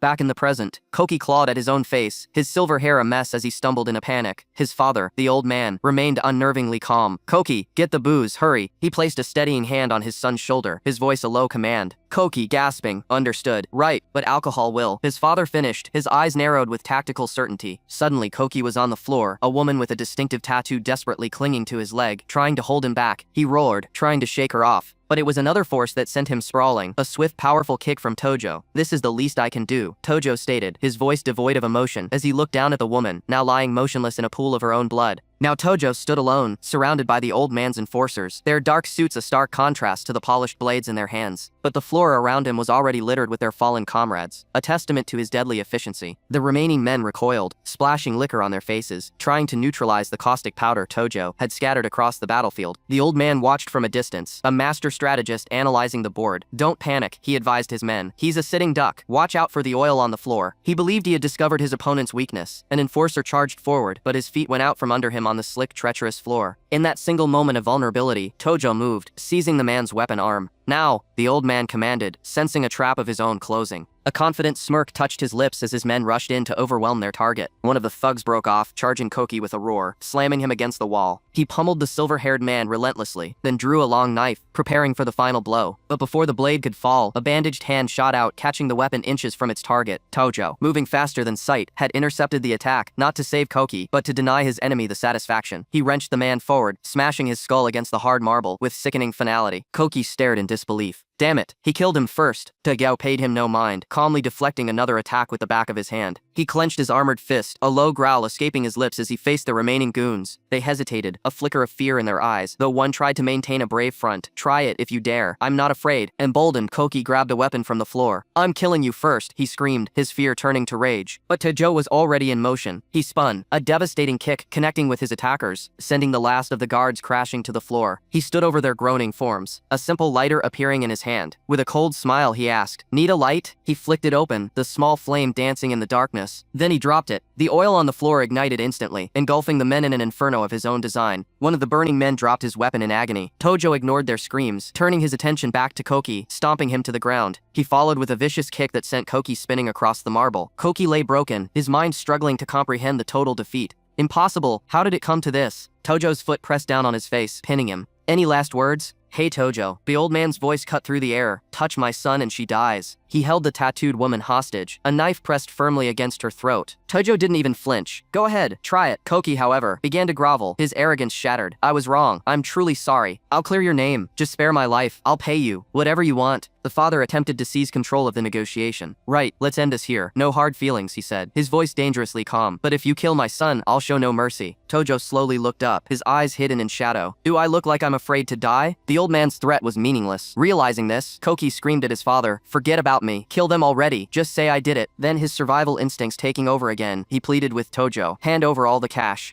There's gold bars too. I'll go get them." The father nodded slowly and began walking towards the stairs. His inner thoughts betrayed his true intentions. "There's a gun in the safe upstairs. You're going to pay for this." Tojo, seeing through the entire charade, simply said to his injured companion, "Take the money and get out." The old man allowed himself a smug smile, believing his deception had worked. But in the next instant, Tojo moved, grabbing the female hostage by the hair and pulling her back, his expression utterly ruthless. Enraged at being outmaneuvered, the father abandoned all pretense and lunged, not at Tojo, but at the woman he held. It was a fatal mistake. As the old man's fist flew, Tojo exploited the opening, driving his blade deep into his enemy's side. Blood erupted from the wound as the mastermind's final checkmate was declared. The last of the hired thugs falls, his throat slashed open as he collapses onto the polished floor. Nearby, the young woman Yuji lies still, her body battered from the violent struggle that just concluded. Manabu stands over the body of his primary target, a cold sense of finality in the air as Yuji approaches him, her expression a mixture of fear and awe. It was a desperate gamble. The leader of the thugs had stormed the mansion, screaming that he had the money, that a deal had been struck. He had retrieved a key from his subordinate, shouting about the payment he brought. He had charged up the grand staircase with a heavy duffel bag, expecting to complete a transaction. Instead, he found his men strewn across the landing, their blood staining the pristine white marble. "You bastard!" he had roared, his voice echoing through the silent halls. "You broke our deal?" He knelt beside the body of the man who had orchestrated this entire affair, screaming Manabu's name into the void. "Hey Tojo, where are you hiding? I'll crush you." A voice called out from behind a nearby folding screen. "Over here." The thug leader spun, raising his weapon and unleashing a torrent of bullets. But it was a trick, a simple yet flawlessly executed piece of misdirection. Behind the screen were two more of his men, bound and unconscious, and on the floor between them sat a small smartphone, the source of the voice. He fired again, shattering the device, but it was too late. A searing pain ripped through his arm as a bullet found its mark, sent from the shadows where Manabu had been waiting. Before the man could even register the ambush, Manabu was on him, a blur of motion. He seized the man's wrist with an iron grip, disarming him with a single brutal twist and slamming him face first into the floor. Pinned and helpless, the leader could only scream in fury, "You traitorous bastard!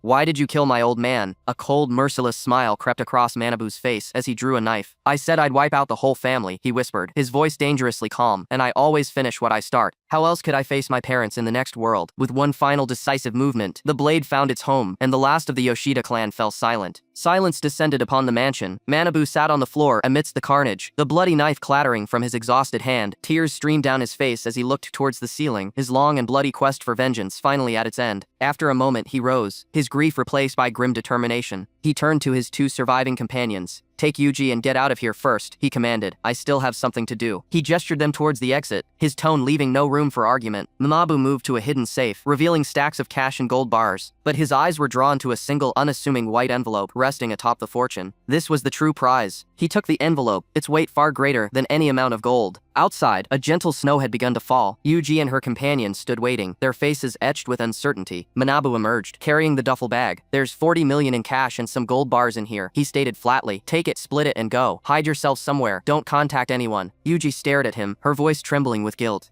"But I betrayed you." Manabu's gaze softened almost imperceptibly. "You were being threatened. Let's just wash away all our grudges now." "Aren't you coming with us?" his companion asked, his voice heavy with concern. "I can't run," Manabu replied. The man grabbed his arm, refusing to yield. "Then I'm staying too, even if it means prison or the death penalty. I'll stick with you." Manabu held up the white envelope, the key to his entire endgame. "I have a plan. Even if it doesn't work, I won't drag you guys into it." He looked them both in the eye, his resolve absolute. "Just give me one night. Let me settle this. I promise I'll come back alive. Trust me." As Yuji tried to protest, her companion held her back, his expression grim. "That's enough, you'll just get in the way. Right now all we can do is believe in Manabu." They turned and walked away into the snowy night, leaving him to face his destiny alone. Later, huddled under the relative safety of a stone bridge, the two fugitives contemplated their next move. "What the hell is in that envelope?" the man wondered aloud. Yuji's expression was dark. "I think it's probably documents that can prove the corruption of Narihira City's most powerful figures." She explained her chilling deduction. Yoshida Manjiro was the deputy chief of the Narihira police station. It wouldn't have been hard for him to get his hands on that kind of information. It's precisely because he held that evidence that the big shots protected him and let him do whatever he wanted in this city. Her eyes widened in terror at the implication. If Manabu goes up against those heavyweights alone, he'll definitely get himself killed. "Damn it, I'm going too." But her companion stopped her, his mind piecing together the terrifyingly brilliant strategy. "Calm down. Manabu's plan. I think it has a chance of working." "On what basis?" she demanded. "To those big shots," he reasoned. "Manjiro must have been an eyesore, a liability they wanted gone. For Manabu to survive, teaming up with them is his only option." Miles away, Manabu reviewed his leverage. He examined a damning photograph, an influential political figure caught in a compromising situation.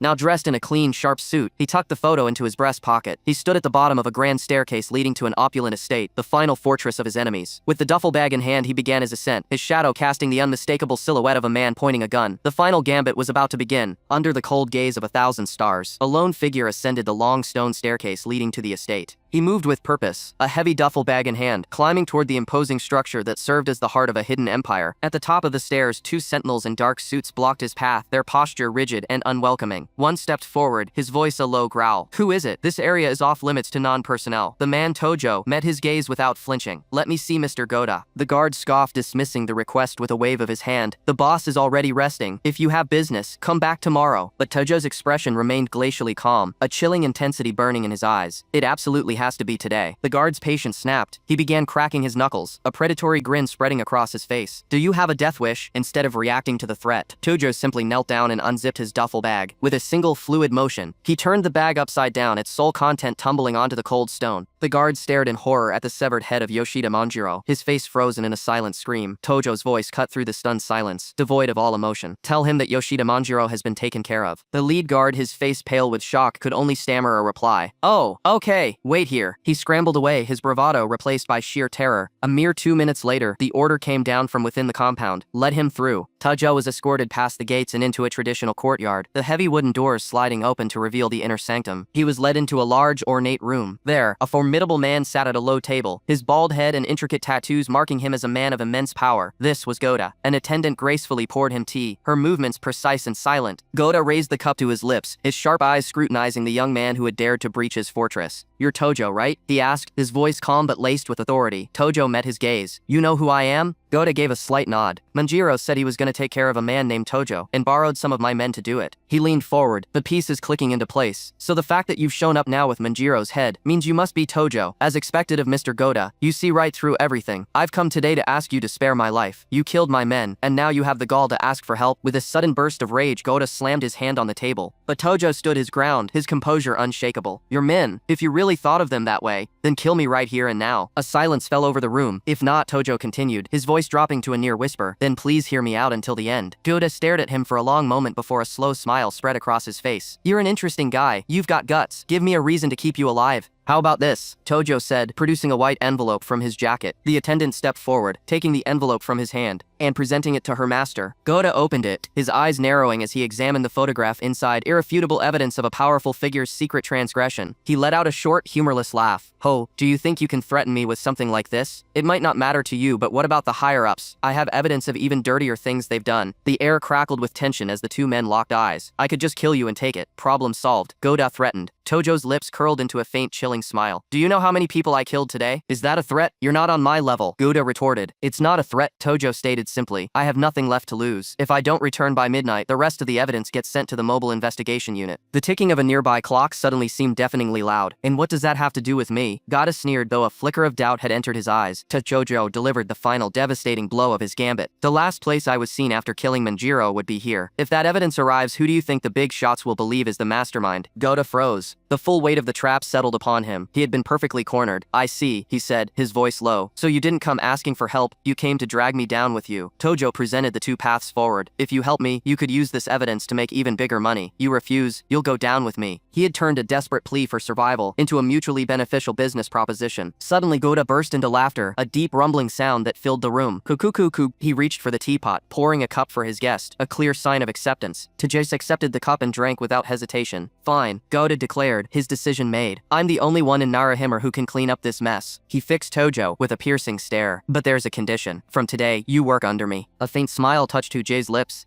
"Yes," he bowed deeply, a gesture of absolute submission that masked his triumphant victory. "I'll serve you with my life on the line." Wasting no time, he turned to one of Goda's lieutenants. "Mudo, I'm leaving Manjiro's cleanup to you. Also, contact Tanaka in the mobile investigation unit. Tell him not to stick his nose into this." Goda watched, impressed by the young man's immediate and decisive command. The lieutenant, Mudo, simply nodded. "Understood." Goda rose, taking a cane from beside his table. He gestured to the female attendant. Treat him well, don't let him go anywhere. Have him stay here tonight. Tojo began to state his contingency plan once more. As I said earlier, if I don't return by midnight, but Goda cut him off with a knowing grin. Drop the act. He had seen through the final layer of the bluff. You never intended to do that from the start, did you? Tojo straightened up, a look of mutual respect passing between them. My apologies, you've seen through me. The attendant then led Tojo to a guest room, prepared for him. In another room, the woman stood before an older, imposing figure, reporting on her failure. That boy, as expected, he didn't even give me a second glance. Her expression was one of genuine surprise. He's certainly no ordinary person. There aren't many people that age who can suppress their impulses so completely. The man, Mr. Goda, took a long drag from his cigar, a cloud of smoke obscuring his calculating eyes. The woman Ayame stood at attention. Shall I continue to keep watch on him, she asked. Yes, Goda replied, his voice a low growl. A man like that won't be easy to handle. He'd be a powerful asset, but if he betrays us, it will be fatal. We cannot let our guard down. He leaned forward, the embers of his cigar glowing in the dim light. Close the distance, little by little. We have plenty of time. Only once I've grasped his weakness with my own hands. His eyes narrowed. Can I feel safe making him my pawn? Understood, Ayame replied, her loyalty absolute. As the conspirators plotted, Tojo slept, though his rest was light, always prepared for the slightest disturbance. Outside, the sun began to rise over the traditional Japanese estate. Suddenly, his eyes snapped open. He shot up in bed, instantly alert, his senses screaming. Morning, a soft voice said. It was Ayame, dabbing his forehead with a cool cloth. Tojo sat up fully, his composure returning in an instant. Thanks for taking care of me. Tell Mr. Goda I said thanks. I have to head back for now. Ayame simply smiled. There's no need to be in such a hurry, is there? Take a look at this. She turned on a television, where a news report was already in progress. The anchor woman spoke with grim professionalism. At 10:22 p.m. yesterday, a fire caused by the improper use of heating equipment broke out at a villa in the suburbs of Narahira City, resulting in 3 deaths. According to police investigations, the deceased were Manjiro Yoshida and his children, who lived in the house. Tojo's expression was unreadable. As expected of Oda, he murmured to himself. He works fast, but only 3 people. What about the other 8? Ayame answered his unspoken question. Those guards were all fugitives and criminals. Nobody cares if they die. Their bodies will simply be disposed of. You don't have to worry about anything anymore. She moved closer. For now, let's just enjoy ourselves. He met her gaze. What's your name? She took his hand, her touch surprisingly firm. Fufu. So you finally decided to learn it, she said, a triumphant smile gracing her lips. I'm Ayamunakata, but Tojo gently pulled his hand away and rose to his feet. Mrs. Ayame, I'm sorry, but there's something I have to do. Her smile vanished, replaced by a flash of sharp disappointment. Without another word, he turned and walked out of the room, leaving her alone in the morning light. He arrived at an underpass, where the 2 people he had risked everything to save were waiting anxiously. The young woman saw him and rushed forward, throwing her arms around him in a desperate embrace. You're safe. Tears streamed down her face. I knew you'd definitely make it back alive. She clung to him, a wave of relief washing over her. From today on, we are no longer being chased. We are free. Tojo stood stoically, a silent guardian, as she and her companion finally processed their newfound freedom. She wept openly, the fear and stress of their ordeal finally pouring out. This is good news, Tojo said, his voice calm. So why are you crying? The other man simply watched, his own eyes welling with unshed tears. Their new home was a dilapidated apartment building, a far cry from the luxury they had escaped, but it was a sanctuary. To their surprise, they found a magnificent meal laid out on the table. The rescued man stared in disbelief. I had no idea that delinquent girl had this kind of talent. The woman, holding a spatula like a badge of honor, scoffed. Don't underestimate me. I've been on my own since I ran away from home at 8. I can at least do this much. They raised their glasses in a toast, a small fractured group finding a moment of peace. As they ate, the woman turned to Tojo. So, Tojo-kun. He considered for a moment.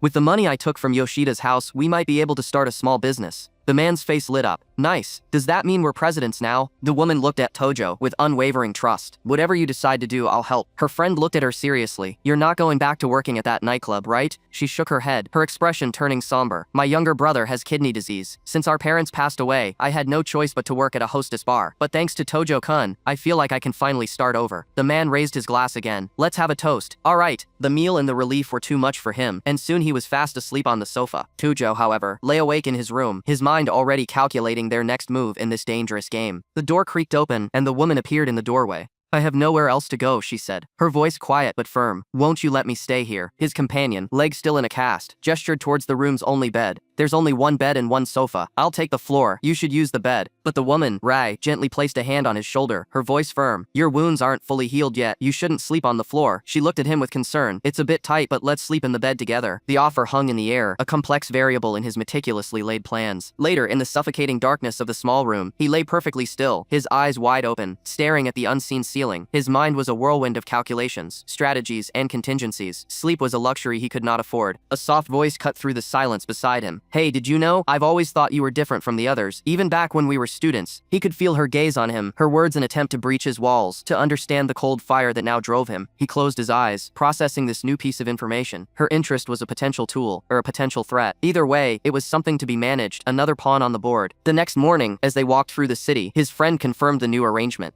So Ray Chen is going to live with us? Yes, he replied, his tone final. She has nowhere else to go. We'll need to acquire another bed. His friend seemed to relax at the practical solution. With the money we took from Yoshida's house, the three of us should be able to live for a while. A ghost of a smile touched his lips. The first phase was complete. Resources secured, a base established. But their path was suddenly blocked by a group of heavily tattooed thugs. The leader, a man with a blonde mohawk, eyed them with predatory curiosity. Is that them? He grunted to his companions. His friend tensed beside him. Acquaintances. The fear in his friend's voice was palpable. Better not to get involved. Let's go, quickly. They tried to turn away, but it was too late. You can walk already? The leader called out, his voice dripping with mockery. Looks like we went too easy on you the other day. The mastermind's eyes narrowed, his gaze shifting to his friend's panic expression. In a low, chilling tone, he asked, are these the men who broke your arms and legs? I didn't do anything, his friend pleaded, desperate to avoid another beating. Don't start a fight. But the thugs had already surrounded them, cutting off any escape. The leader stepped forward, jabbing a finger towards the injured man's chest. Didn't Kuro-san tell you never to show your face in this town again? I'll beat you to a pulp every single time I see you. He then turned his sneer on the mastermind. Huh? You got a problem with that? The response was not verbal. It was a blur of motion, a single sharp slap that cracked across the thug's face with brutal finality. The impact sent the man stumbling backwards, a spray of blood erupting from his mouth. Before he could even register the pain, a foot slammed into his jaw, snapping his head back and sending him crashing to the pavement. The leader was down, unconscious before he hit the ground. He lay in a heap, broken and bleeding. His two underlings stared in disbelief before rushing to his side. With cold detachment, the mastermind unbuttoned his shirt, revealing a torso latticed with the faded silver lines of old scars, a roadmap of past wars and forgotten violence. The sight alone made the remaining thugs hesitate. Hey you guys, their downed leader sputtered, regaining a sliver of consciousness. Don't just stand there, get him. The order was a desperate screech. Shaking off their shock, the two remaining thugs charged forward. A faint predatory smirk crossed the mastermind's face. The fools were taking the bait. He met their assault with inhuman grace. The first punch sliced through the air where his head had been a moment before. He answered with a devastating elbow to the man's jaw. As the thug crumpled, a heel kick came down upon his head, slamming him into the concrete with absolute finality. Without pausing, he turned to face the last man. The final thug swung wildly. He caught the tattooed fist mid-air, his grip like a vise of steel. A swift twist of the arm, and a crippling knee to the sternum was all it took to break the man's will to fight. The last thug standing, now terrified, tried to beg for his life. Wait, it was our fault. Let's talk. But he was ignored, left to collapse as the mastermind walked past, his expression devoid of mercy. He raised a fist to deliver the final blow to the downed man. Suddenly, a hand gripped his arm. Stop, his friend pleaded. It'll be trouble if someone dies. Our lives just stabilized. He held his friend's gaze for a long moment, the killing intent in his eyes slowly receding. Lowering his fist, he addressed the broken men on the ground. I will let you off for today, but next time, it will not be so easy. One of the thugs, clutching his ribs, spat out a threat. Remember this, we already know your address. We're telling the boss right now, he'll crush you tonight. The mastermind's reply was calm, almost an invitation. Come anytime, I will be waiting. His friend leaned in, whispering urgently. That guy's boss is Kuro-san. He controls this entire area. He runs all the arcades and internet cafes. He's dangerous. A hand came to rest on his friend's shoulder. The look in the mastermind's eyes was no longer just about survival. It was about conquest. It was not a suggestion, it was a declaration. His friend stared, a profound realization dawning on him. This guy, he's changed. It's like he's a completely different person. But they'll bring an army, his friend argued, and there are only two of us. The mastermind's confidence was unshakable. That's right, which is why I will call for reinforcements. There are two others I helped before. In another part of the slums, they found the two men he spoke of, one large and brutish, the other lean and smoking a cigarette. His friend was skeptical. They don't look like they'll be much use in a fight. Their fighting skill is irrelevant. He corrected him calmly. What matters is that they can be trusted. As they approached, his friend asked the question that mattered most. So, the man in the cap turned, and his friend's blood ran cold. He recognized that face, the undisputed ruler of the district's underworld.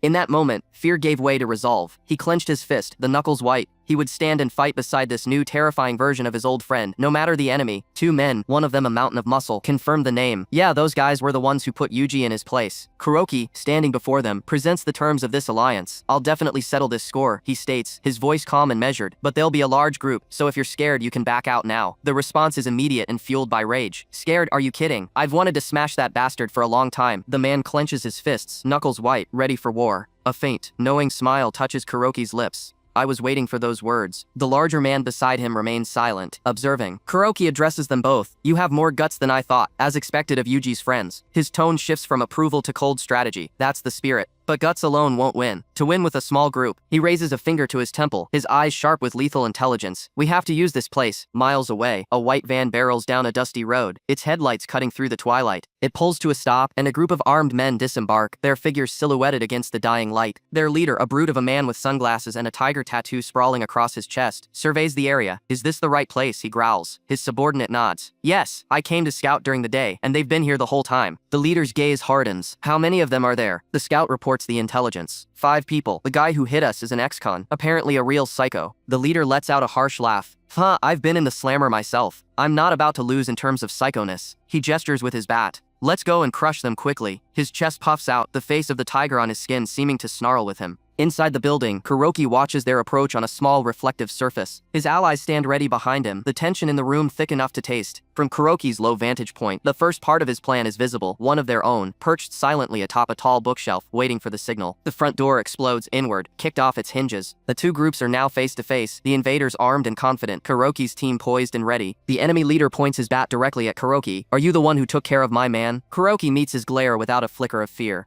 Yeah, that's right. The leader's face contorts into a vicious grin. Bring it on. He roars the command. Get him. His men surge forward, brandishing their weapons. But just as they commit to the attack, the trap is sprung. From above, a bucket is upended, showering the charging thugs in a cloud of fine white powder. It fills the air, instantly blinding and choking them. It's quicklime. Drag the guy who's scattering it down. The leader bellows through the chaos. One of the thugs scrambles up the bookshelf, reaching for their ambusher. He's met not with a person, but with the hard steel of the empty bucket, a brutal strike that sends him crashing back to the floor. Before the enemy can recover, the second stage of the trap engages. A rope is pulled, and another bucket swings down like a pendulum, this one filled with water. It splashes across the floor, turning the powder into a slick, caustic paste. The leader can only watch in fury as his men slip and slide, their eyes burning. That's a cowardly trick, he screams. With the enemy completely disoriented, Kuroki's allies descend upon them. They move through the chaos with brutal efficiency, disarming and neutralizing the blinded thugs. One man is caught in a chokehold, the bat wrenched from his grasp. He lets out a strangled cry of pain. Another thug, wiping the paste from his eyes, complains about their dirty methods. Kuroki's voice cuts through the noise, cold and clear. Aren't they saying, an eye for an eye, a tooth for a tooth? To prove his point, he delivers a sharp, precise kick to a downed opponent, ending the fight instantly. In moments, the floor is littered with unconscious bodies. Only the leader and his 2 remaining guards are left standing. He glares at Kuroki, his face a mask of pure hatred. Are you Tojo? You gutless bastard. I'm gonna kill you. Kuroki simply looks back at him. Gutless? Bring it on. With a fluid motion, he rips his shirt open, revealing a torso crisscrossed with the faded lines of old scars, a testament to a life of battle. I'll take all of you on by myself. Come at me. Impressed by the display of defiance, the leader smirks. That's brave of you. Then I'll fight you one-on-one too. He tears his own shirt away, bearing the fearsome tiger tattoo. The 2 men face off in the center of the ruined room. The leader charges, throwing a haymaker meant to end the fight, but Kuroki ducks under it effortlessly, pivoting to drive a powerful blow into his opponent's ribs. The air rushes from the leader's lungs as he stumbles back. He recovers with shocking speed, lashing out to grab Kuroki's wrist, his grip like a vice. Using his superior weight and leverage, he twists Kuroki's arm behind his back, locking him in a full Nelson. He yells to his men, a warning to everyone in the room. Don't you guys interfere. This one is mine. Kuroki's allies can only watch, honoring the duel. If Tojo-kun wants to rule this area, he has to win with his own fist. The woman with them watches, her face etched with worry. The leader leans in close to Kuroki's ear, his breath hot with malice, his face twisted into a demonic sneer. I'll send all of you to hell. As he speaks, Kuroki's free hand finds purchase, his fingers pressing into the heart of the tiger tattoo on the man's chest. He will not be broken here. He will not fail them. His allies watch from the doorway, their faces etched with concern. Are you sure you don't want to call for backup? The tattooed man grinds him further into the floor, a cruel sneer twisting his lips. You truly believe an insect like you can overcome me? Delusional. But in that moment of arrogance, the man makes a fatal error. With an explosive burst of energy, the protagonist shifts his weight, using his opponent's momentum against him. He plants his feet firmly on the ground, a low growl escaping his gritted teeth. This bastard, in a stunning display of technique over pure strength, he throws the larger man off him, reversing their positions in the blink of an eye. Now on top, he unleashes a furious punch, his expression one of cold, calculating fury. The tattooed brawler's sneer falters, replaced by a flash of genuine shock. Is that all the strength you've got? The protagonist taunts, seizing his opponent's wrist with an iron grip. This is no longer a fight, it is an execution. He slams his forehead into the man's, the sickening crack echoing through the room. Come on, let's see who breaks first. The tattooed man, blood streaming from his face, can only laugh maniacally, embracing the sheer brutality of the moment. But the protagonist's resolve is absolute, his eyes burning with an unholy light. He grips the man's head, slamming it again and again into the hard floor. Each impact is a hammer blow, a declaration of dominance. He seizes the man by the throat, lifting him slightly, a final bone-jarring slam rendering his opponent utterly still. The onlookers are stunned. Hey, is he out cold? One of them whispers in disbelief. The protagonist rises slowly, his bloodied form a testament to the savagery of their duel. His opponent slumps to the ground, unconscious. The air hangs thick with a terrifying silence. The remaining thugs stare, their bravado evaporating into raw fear.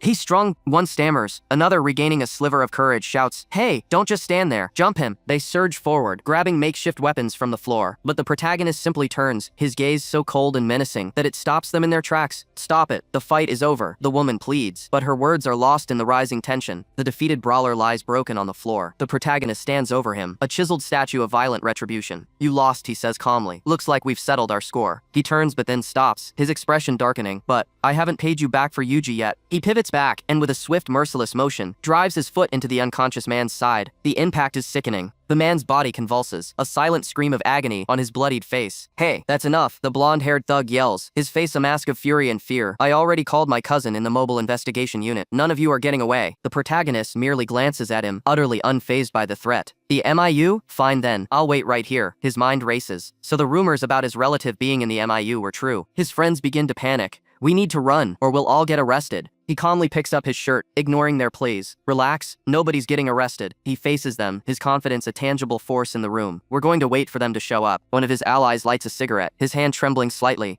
We might be screwed, but the other places a reassuring hand on his shoulder. It's fine, trust my friend. Footsteps echo down the hall. A team of uniformed officers storms into the room. The blonde thug immediately points at the protagonist. Hodaka, these guys started it, and they're spouting crap like we aren't scared of the MIU. The lead officer Hodaka smirks, his eyes locking onto the protagonist.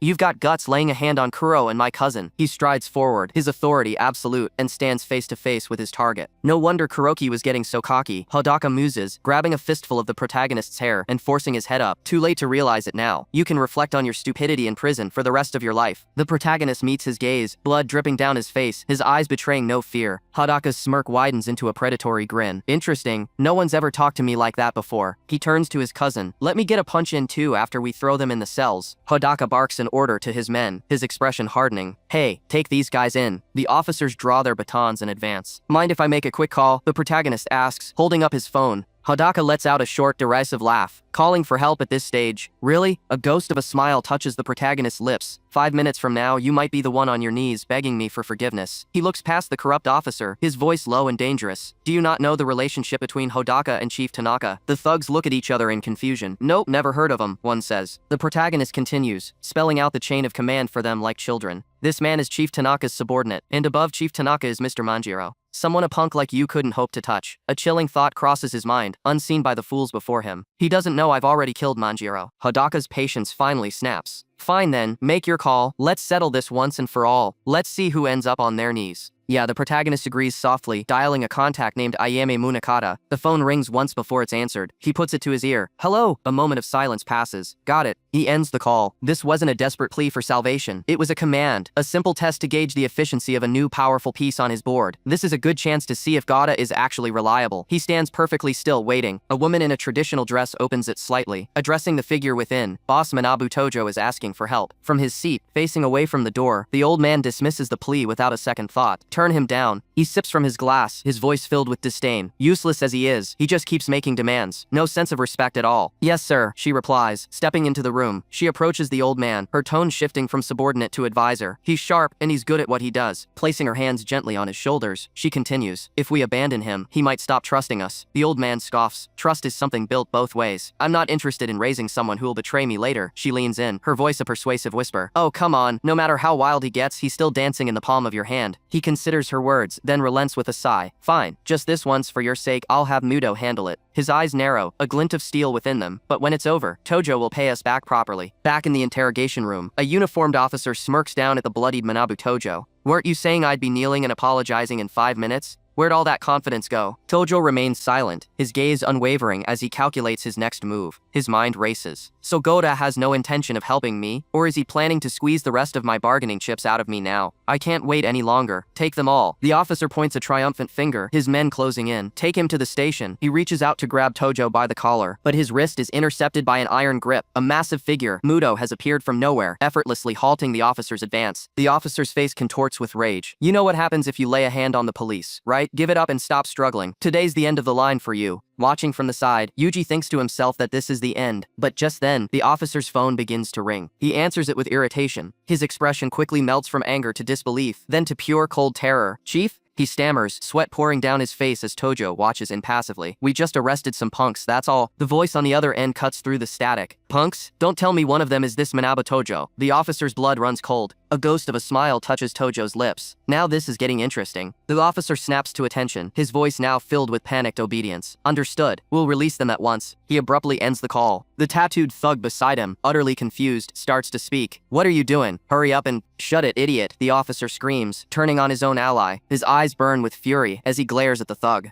"You've got some nerve laying hands on Manabu." In a shocking reversal, the officer swings his baton, striking the thug hard across the face. The officer retrieves the baton and presents it to Tojo, who now stands as the undisputed center of power in the room. "Our mistake," the officer grovels. "The ones who caused the trouble are that trash lying over there. We'll make sure they get a proper warning later." He approaches Tojo, patting his shoulder with a sickeningly false familiarity. Tojo's eyes are like chips of ice. "You remember what I said, don't you?" The officer's smile vanishes. Tojo's voice is quiet, yet it carries the weight of a death sentence. "Get on your knees and apologize." With a sickening thud, the officer crashes to his knees. He presses his forehead to the dirty floor, his voice cracking with terror. "We're truly sorry. Please, just spare our lives." Following his lead, every other officer in the room, along with the dazed thugs, falls to their knees, prostrating themselves before the man they had just been tormenting. The lead officer trembles, his face now bruised from his own desperate groveling. Tojo looks down upon the scene with utter contempt. "That's enough. Take them and get lost. Don't ever show me your faces again." Tears of relief stream down the officer's face. "Yes, sir." As the defeated men are dragged away, Yuji stares in complete awe. "That's amazing. From today, you're our boss." Another fighter quickly agrees. "Boss, I'll follow you from now on too." Yuji thinks to himself. Amano steps forward. "Don't call me boss. Yuji's friends are my friends." Tojo addresses his newly formed crew, his voice calm but firm. "If you want to come along, you won't regret it." Yuji grins. "With you, Manabu, I know you'll make it big." Tojo's mind is already several steps ahead, envisioning a new empire. "Yeah, maybe it's time to start a business." He touches his chin, his gaze fixed on a future only he can see. The others look on, confused. He turns to them, his ambition laid bare. "With Kuroki, who ruled this area, out of the way, this is our chance. Let's take over all his places. It'll bring in serious money." Yuji is taken aback. "All of them? That's a bit much." Tojo's eyes blaze with cold fire. "If we're doing it, we go all the way. Anything less is pointless." He turns to Amano, issuing his first command. "Hey Amano, take that evidence and go pay Gata a visit for me." Tojo elaborates on the master stroke he's about to play. "I'm going to cut a deal with the big shot who runs this area from the shadows." He stands poised and ready, a new king about to claim his throne from the underworld's deepest darkness. In a lavishly appointed room, a woman in a sleek dress approached a powerful, silver-haired man seated in an armchair. "Boss, a gift just arrived from Manabu Tojo." Standing before the influential figure known as Mr. Goda, she presented herself formally. "Nice to meet you. Tojo-kun asked me to deliver this to you, Mr. Goda." She extended a simple, unmarked envelope. Goda took it, his expression unreadable, as he pulled out its contents, a single transfer slip. The woman explained the significance of the document. "The pay on this transfer slip, Yoshimune Soga, is one of the biggest names in this city. Holding proof of this bribe will give you the upper hand from now on." Goda's eyes narrowed slightly, the gears of his mind turning as he processed the immense leverage Tojo had just handed him. He sat in silence, his hand resting on his cane, contemplating the implications of this new weapon in his arsenal. The woman stood with unshakable poise, a silent testament to the gravity of her mission. "Actually," she continued, breaking the silence, "there's one more favor to ask." Goda looked up, a faint, calculating smile playing on his lips. The initial offering was merely an appetizer. "What is it? Go on," he prompted, intrigued by the young man's ambition. Her gaze sharpened. "The next target is Shuhei Yoshimura." Goda scoffed, leaning back in his chair. "That two-bit black market dealer hiding behind Manjiro." He waved a dismissive hand. "I don't see why I should bother moving against someone that small." "Of course there's no need for you to move personally, Mr. Goda," she clarified smoothly. "If you just cut Yoshimura's connection to the mobile unit, we'll handle the rest." The request was simple, a precise surgical strike against his opponent's support structure. Goda considered this for a moment. "In that case, it's an easy job, but what's in it for me?" He gestured expansively, a silent promise of partnership. "Once it's done, you'll get a proper return, of course." A look of pure, unadulterated avarice spread across Goda's face. The deal was struck. 1 hour earlier, Tojo was being briefed on the very man he was targeting. Yoshimura is the underworld boss around here. He controls 10 places in total: arcades, net cafes, bars, and more. The informant continued, outlining the intricate web of corruption. And Yoshimura is deep in with Chief Tanaka, funneling him huge sums under the table. Kuroki was just one of Yoshimura's underlings. "So if you want to negotiate with Yoshimura, you have to shut Tanaka up first." Tojo listened, his arms crossed, absorbing every detail with cold detachment. The informant's voice was laced with caution. "Wiping out Kuroki won't even make Tanaka blink, but if it affects Tanaka's own interests, even you might have a hard time silencing him. Mr. Goda. The implication was clear. They were not just attacking a gangster, but a deeply rooted system of corruption that protected him. With the plan in motion, Tojo and his small crew approached the gates of Yoshimura's opulent residence. One of his men looked nervous. You just took Kuroki down, and now you're going to stir up Yoshimura's turf too. A rich guy like that will have tons of bodyguards. Charging straight in sounds rough. Tojo's voice was calm, cutting through the tension. Relax. We're not here to wreck the place, we're here to talk business. His subordinate's fear instantly transformed into resolve. Got it, I'm putting my life in your hands, boss. Tojo let out a slow breath of smoke as they strode forward. Their confident approach was immediately met with aggression. A pair of vicious Dobermans charged, barking ferociously. The dogs lunged, teeth bared, ready to tear them apart. But Tojo remained perfectly still.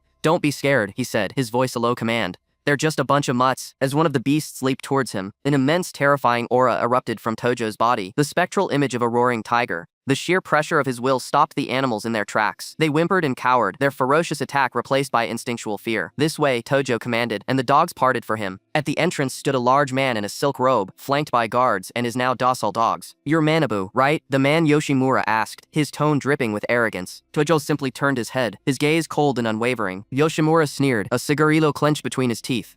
First you bust up Kuroki's legs, and now you're here to pick a fight with us. Tojo's reply was measured and direct. What happened with Kuroki was personal. Today I'm here to talk business. Yoshimura laughed derisively. A punk like you wants to talk business with me. Don't make me laugh. Get lost. He gave a nod, and two of his guards moved to throw Tojo out. But before they could lay a hand on him, Tojo's subordinate intercepted one, catching his arm in an iron grip. Don't you lay a hand on him, he roared. The other guard snarled. If that's how you want it, we won't be holding back. The confrontation exploded into violence. Tojo's man moved with blinding speed, landing a brutal punch that sent blood flying from the guard's mouth. He followed up with a vicious strike to the throat, then slammed the man's head into the pavement with sickening force. The guard was left twitching in a pool of his own blood. The remaining enforcer stared in shock before shouting, "You're gonna pay for that." Yoshimura, now flanked by a man in a sharp suit, pulled out his phone with a smug grin. Don't get cocky. One phone call and I can toss all of you straight into prison. Tojo remained utterly unfazed. Then make the call. We'll wait right here. Enraged by his audacity, Yoshimura dialed. Chief Tanaka, it's me. Some punks are causing trouble at my place. He glared at Tojo. That guy Tojo Manabu, or whatever he's called. Yeah, that's him. The voice on the other end was clipped and final. Sorry, but I can't touch him. You're on your own. Yoshimura's face fell. What the hell? After all the money I handed you? You've gotta be kidding me. The line went dead. Tanaka had hung up. Yoshimura stood frozen, staring at his phone in utter disbelief. His ultimate trump card had just been nullified. A faint, predatory smile touched Tojo's lips. So, may I come inside? Defeated, Yoshimura lowered his head, his bravado shattered. Looks like I don't have a choice. Fine, come in. I'll at least hear what you have to say. He gestured weakly, conceding entry into his fortress. Opposite them, Tojo sits with a placid calm that defies the tension, his own formidable crew positioned behind him. A woman pours the tea, the clinking of porcelain, the only sound. Yoshimura breaks the silence, his voice a low gravel. So, what did you want to talk about? He takes a sip, his eyes never leaving Tojo. I heard you put Kuroki in charge of some of your businesses. His gaze hardens. Did you knowingly crush a guy who works for me? The accusation hangs heavy in the air, a declaration of war. Tojo meets his stare, a faint, knowing smile playing on his lips. I've had a grudge against Kuroki for a long time. What happened to him was his own fault. He gestures dismissively. But it's true I caused trouble for your business. So as an apology, let me take over the arcades Kuroki was managing. The sheer audacity of the demand shocks Yoshimura's men. Who the hell do you think you are? One of them bellows, enraged by the disrespect to the boss's business. His hand moves, and the glint of steel appears as he draws a blade. You got a death wish? But Yoshimura raises a hand, silencing his subordinate with a single gesture. He studies Tojo, a flicker of something unreadable in his eyes. Never even heard of you before. You really got the skills to be trusted with any of my shops.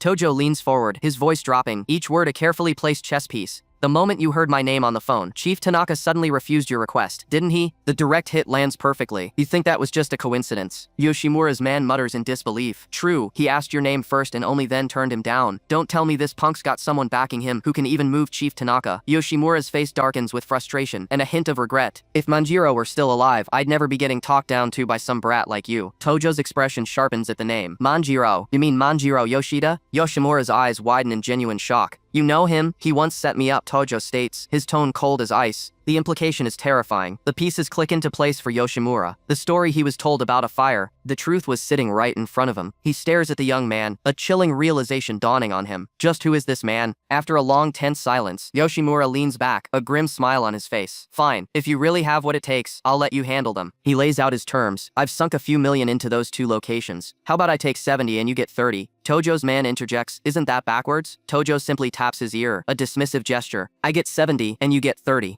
Yoshimura's enforcer explodes. Don't get cocky, you little punk, he snarls, brandishing his knife again. But Tojo doesn't even flinch. His gaze, now scarred and menacing, locks onto the man. Stay out of this. The command is absolute. One of Tojo's own men stands up, ready for a fight. You wanna go, huh? But Tojo simply raises a hand, silencing his entire crew without a word. Yoshimura, likewise, reins in his own furious subordinate, with the room once again under his control. Tojo revises his offer. No, actually, he says, holding up 2 fingers. I'll take 80, and you can have 20. The silence that follows is deafening. Yoshimura's man looks on in utter disbelief. A grimace of acceptance crosses his face. Tojo rises from his seat, extending a hand. Quick, looking forward to working with you. Yoshimura hesitates for a moment, then clasps Tojo's hand, sealing the deal. Later, Tojo's crew is celebrating their monumental victory. Did you see that just now? The moment those 2 goons stepped up, Tetsuya and I dropped them with a single hit. One boasts. Another laughs. You should have seen Yoshimura's scared face. It was priceless. Looks like we've got a steady income coming in now. But Tojo, ever the strategist, tempers their excitement. It might not be that easy. I deliberately provoked Yoshimura to make him snap, but his reaction was off. He pulls out a cigarette, his mind already 5 steps ahead. We can't let our guard down. Back in Yoshimura's office, his enforcer is seething. That Tojo punk is way too full of himself. I can't take it anymore. I'll quietly gather some guys and wipe him out. But Yoshimura's voice cuts through his rage like a whip. Don't get ahead of yourself. I'm the one who decides that. The subordinate recoils, stammering an apology. Yoshimura warns him, a brat like you shouldn't talk so lightly about killing. The guy's got some seriously scary backing. Cross him the wrong way and you'll vanish just like Manjiro did. His man, though terrified, steels himself. I'm not scared. I'm ready. Worst case, I'll drag him down with me. Yoshimura lets out a low, sinister chuckle. No need for that. Do you know why I so kindly handed Kuroki's shops over? He turns his back, a grand plan unfolding. What do you mean? His man asks, confused. Yoshimura's face twists into a malicious grin, his eyes glowing with cunning. There are ways to erase people without dirtying your own hands. Meanwhile, Tojo's crew examines a map of the territory they just acquired. Both of those shops are in Old Town Square. It's the busiest part of Narahira, one of them notes. The realization dawns on another. So that's it. Yoshimura is trying to set us up. A woman in the group questions the logic. Why? If it's a busy district, sales should be good, right? Wait, says the man with the map, a sudden memory striking him. Old Town Square used to be... He stops himself, a look of dread on his face. The woman finishes his thought, her voice grim. It was Leonard's turf. He's famous around here, used to make his living in the snake trade. The name carries a heavy weight, conjuring images of brutal violence and coiled serpents. In a turf war, he beat someone half to death, she continues.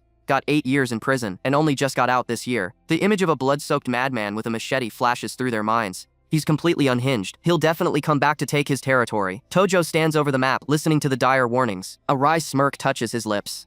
Knew there was a catch. He looks up, his eyes burning with an unshakable resolve. Whether it's Snake or anyone else, anyone who stands against me is getting crushed. With his allies gathered, he pointed to the key strategic points on the map. One of his oldest comrades placed a hand over his, a firm show of solidarity. We've been together since we were kids. No matter what you decide, I'm on your side. Another voice, brimming with reckless energy, chimed in. They say nothing ventured, nothing gained. Let's just do it. I'm joining in too. Only the woman, Kitamura, remained silent, her eyes fixed on the map with a flicker of uncertainty. He met her gaze, his voice calm and steady. It's okay, don't worry. He placed a reassuring hand on her shoulder, a gesture not of familiarity but of a commander steadying his soldier before the battle. Later that evening, the mood was triumphant. We secured 2 shops today, so let's go to an after party, one of them declared. Sounds good. Let's drink until we drop. The decision was unanimous. I want to eat meat. They found themselves at a fine Chinese restaurant, the air thick with the aroma of roasted duck and spices. Raising their glasses, they toasted to their hard-won victory. The feast was lavish, a reward for their first successful operation. As the night wore on, one of them looked around the table. Where did Manabu go? Another comrade chuckled, taking a sip from his glass. He's always been a lightweight. He probably drank too much and went to the bathroom. But as he spoke, the protagonist's eyes narrowed slightly. He had noticed Manabu's bag, left unattended. He rose from his seat, commanding the attention of the entire table. In his hands, he held a stack of brand new smartphones. These smartphones, are they really for us?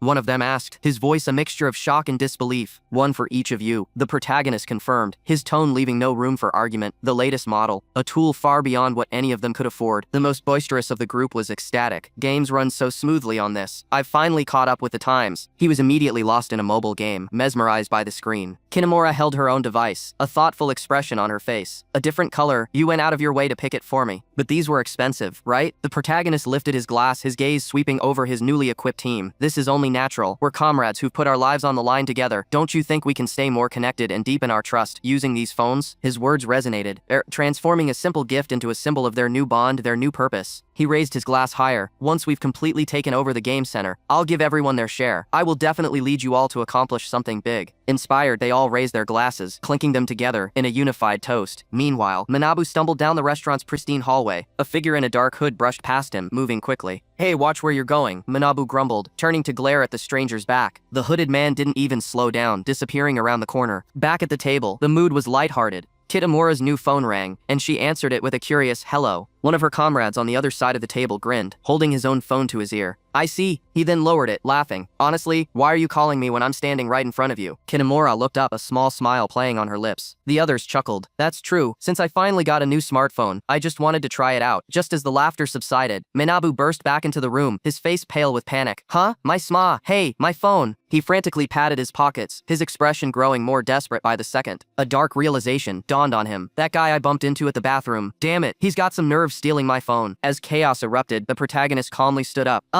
Wait a second, he said, silencing the room. That guy, he's pretty drunk, so I'll go check on him. You guys just stay here and keep drinking. It was an order, not a suggestion. Moments later, they were sprinting through the darkened city streets. Don't run, you thief, Manabu yelled. But in his haste, his foot caught on the uneven pavement. He crashed to the ground, his face scraping against the asphalt. The protagonist stopped instantly, kneeling beside him. Are you okay? Manabu grit his teeth. I'm fine. More importantly, hurry and get him. The protagonist's expression was unreadable in the dim light. I get it. You go back first. Without another word, he was gone, a black shadow moving with impossible speed. Back at the restaurant, the pleasant atmosphere had vanished. That's enough already, Kitamura. One of the men snapped. Her pink phone sat on the table between them. It wasn't me, the other man insisted, holding up his own device. Kitamura stared at her screen, which displayed a single missed call from an unknown number. Just then, it began to ring again. Hesitantly, she answered. Hello? A cold, menacing voice answered from the other side, a voice that made the blood freeze in her veins. I'm waiting at the usual place. You know what happens if you stand me up, right? Terror seized her. Her eyes widened, the color draining from her face as she stared into nothingness. Trapped. The chase continued through a labyrinth of back alleys. The hooded thief was fast, but his pursuer was relentless. He finally sprinted into a narrow passage, only to find it was a dead end. A high brick wall sealing his escape. He skidded to a halt, turning to see the protagonist closing in. In a desperate gambit, the thief ran straight at the wall, using his momentum to scale it. For a moment, it looked like he might make it, his fingers reaching for the top ledge. But a hand shot out, clamping around his ankle like a vice. He was violently ripped from the wall and slammed onto the hard ground. Dazed, the thief looked up into the cold, calculating eyes of his pursuer, and his expression twisted from fear into utter disbelief. The man Manabu looked up with a mix of shock and overwhelming relief. Manabu-san, you're alive! Thank goodness. Later, under the cold glow of the city at night, the two sat against a brick wall, smoke curling from their cigarettes. After you left, Manabu began, his voice heavy with memory. Umi-san got hurt by the guards. They threw him into a separate solitary cell. He took a drag, his eyes distant. But Umi-san said if you were alive, he'd find you and crush you. He glanced nervously at Awa, but the threat seemed to have no effect. A faint, confident smile played on Awa's lips. Let him come if he can, Awa said, his voice a low murmur. I'd rather thank him. Manabu stared, bewildered. Everyone says you died, so why? Why exhaled a stream of smoke, his gaze fixed on some point in the distance. I am alive, he stated, a simple fact that carried the weight of a declaration. He then turned to his old acquaintance. You can definitely do it, Manabu-san, but Manabu's hope had long since been extinguished. I got released a month ago, he confessed, shame coloring his words, but with a criminal record, I couldn't find work. I was cornered and did something stupid. I stole a smartphone. I never imagined it belonged to one of your comrades. His composure finally broke, and he covered his face, his shoulders shaking with silent sobs. If I had known, I wouldn't have stolen it, even if I died. I'm pathetic. I haven't eaten in days. Could you overlook it this time? Anything but prison. I rose to his feet, a shadow falling over the weeping man. He ground his cigarette out with the heel of his shoe, the small act echoing with finality. Come with me, he said, his voice devoid of pity but filled with purpose. Want to work with me? Manabu's head shot up, his tear-streaked face a mask of disbelief. Really? If you'll take me in, I'll do anything. Wai's gaze was piercing, testing the limits of this newfound devotion. Even if I tell you to die. Manabu didn't hesitate. His desperation had been forged into a new unbreakable resolve. A man like me can't survive a single day without someone to rely on. You're the only place I belong. If you tell me to die, I'll die gladly. A moment of silence passed between them, and then Oi's severe expression softened slightly. He extended a hand, pulling the man who had hit rock bottom back to his feet. A new and loyal peace now set on his board. They arrived at a well-lit establishment where Oi's other men were gathered around a feast. As Manabu entered, a man in a pinstripe suit slammed his fist on the table and shot to his feet. "You're the one who stole my smartphone. I'm going to beat you up." Another man looked up, surprised. Oi calmly stepped between them, a placating hand on the enraged man's shoulder. "That was a misunderstanding," Oi announced to the room. "Let me introduce you. This is Shin Oi, a friend from when I was in prison. From today on, he's one of us." Manabu quickly bowed, offering the phone back. "I'm truly sorry. I stole it without knowing it was yours." The man in the suit relaxed, seeing the situation was resolved by his leader. "Since you're a comrade of our boss, then let's get along." Oi placed a hand on Manabu's shoulder, his voice resonating with authority. "From now on, you are under my protection. If anyone here gives you trouble, I will deal with them personally." Manabu's eyes widened, a profound sense of loyalty and gratitude flooding him. "Thank you so much. I'll follow you for the rest of my life." With the matter settled, Oi scanned the room. "By the way, where is Rena?" One of the men gestured vaguely. "The toilet, maybe?" But another corrected him. "No, she went out a while ago. She looked pale after getting a phone call." Just then, Oi's own phone began to vibrate. He glanced at the screen, and a dark premonition washed over him. He stood abruptly, his chair scraping against the floor. "I have a bad feeling about this. Let's go." He slammed his fist on the table, in fury, as the group prepared to move out. In a desolate, rain-slicked alleyway, Rena walked with trepidation. A group of silhouettes waited for her in the darkness. "Finally here, woman," a voice snarled. She stopped as three men descended a nearby staircase, blocking her path. The leader, a brute in a garish pink suit, stepped forward. "Where have you been wandering around these past few days?" he demanded. Rena kept her voice steady. "That is, you haven't paid back your debt to me yet," he roared, accusing her. "Were you trying to run away?" He swung his arm back. The sharp crack of the blow echoed in the alley. Rena clutched her stinging cheek. "I brought the money." She held out a thick stack of bills. "Once I return this, I have nothing to do with you anymore." The man snatched the cash, his eyes filled with contempt. "This is only 2 million? Rena's voice trembled with indignation. "I only borrowed 1.6 million for my brother's surgery. I'm returning 2 million, and you're saying it's still not enough?" She stared him down, refusing to be intimidated. He lunged forward, grabbing her by the collar. "If I hadn't lent you that money, your brother would be dead by now. Is his life worth only 400,000 to you?" He pulled her uncomfortably close, his breath foul.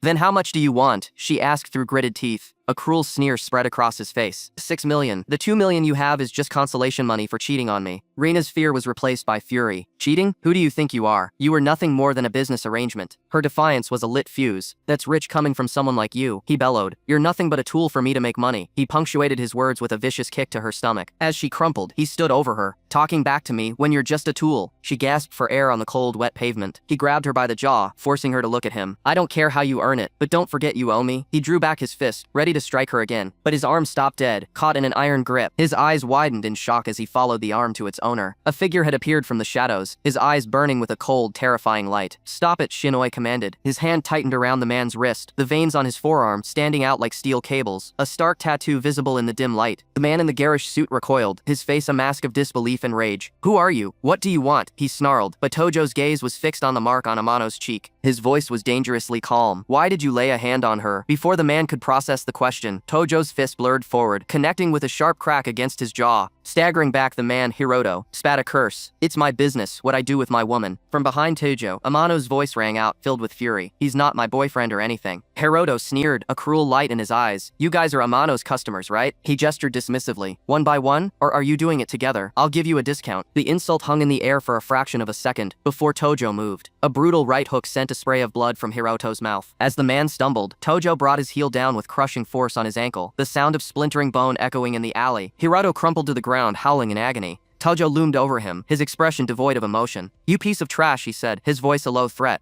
"I'll make sure you can never open that filthy mouth again." Hiroto's men surged forward, their faces contorted with rage. "You've got some nerve hitting Hiroto-san." But they froze as Manabu and his associate stepped up, flanking Tojo, an unbreakable wall of silent menace. The two sides stared each other down in the tense quiet. Then the alley exploded into a whirlwind of motion as Tojo's allies dismantled their opponents with practiced, brutal efficiency. Hiroto, clutching his ruined face, stared up at Tojo, a flicker of recognition in his eyes. I've seen your face somewhere." Tojo cut him off. "No need to remember. I am Manabu Tojo." His gaze was like steel. "Earlier you told Amano to pay back a debt, right?" Wiping blood from his lip, Hiroto spat. "Yeah, she owes me." Tojo turned his head slightly, his question directed at Amano. He's really not your boyfriend, right? Her voice was shaking but firm. Yeah, he's a cowardly man who just used me. A faint, chilling smile touched Tojo's lips. Is that so? Then I can crush him without hesitation. He slowly cracked his knuckles, the sound unnaturally loud in the sudden silence. Terror dawned on Hiroto's face. His answer was a devastating kick that lifted him off his feet and sent him crashing into the far wall. As one of the remaining thugs shouted Hiroto's name, he was silenced by a single precise punch that sent him crumpling to the concrete. Tojo addressed the last few men standing. If you don't want to get hurt any worse, stay quiet. They watched in horror as their comrade lay motionless on the ground. Hiroto struggled to his feet, his bravado replaced by venomous desperation. To risk everything over a woman of her standing, his hand darted inside his jacket, emerging with the cold glint of a knife. Come on, prepare yourself. He saw Tojo's companions holding their position and sneered. Coward. He brandished the blade. He lunged, aiming the tip straight for Tojo's heart. In response, Tojo simply unbuttoned his shirt, revealing the powerful physique beneath. It wasn't a display of vanity, but a declaration. The restraints were coming off. The raw intimidation emanating from him was palpable. Hiroto's charge faltered, his eyes wide with fear. Don't come any closer. I'll really kill you, he stammered. Screaming die, he committed to a final desperate stab. Tojo moved with impossible speed. He sidestepped the lunge, his hand clamping around Hiroto's wrist like a vise. With a sharp twist, he disarmed him, the knife clattering uselessly on the pavement. Before Hiroto could even register the loss of his weapon, Tojo kicked his remaining good leg out from under him. He seized Hiroto by the hair and slammed his face into the hard ground. Once, twice, a third time. Tojo was a machine of cold retribution, systematically grinding the man's face into the concrete. Amano cried out, Tojo-kun, stop. Don't dirty your hands anymore for my sake. The man beneath him finally broke, his voice a pathetic, gurgling plea. Please forgive me. I was wrong. Tojo paused, his bloodied knuckles still gripping the man's hair. Listen well, he commanded. First, pay back 16 million within a month as consolation money to Amano. He tightened his grip, eliciting a whimper. Don't say stupid things. You know what will happen, right? The man sobbed.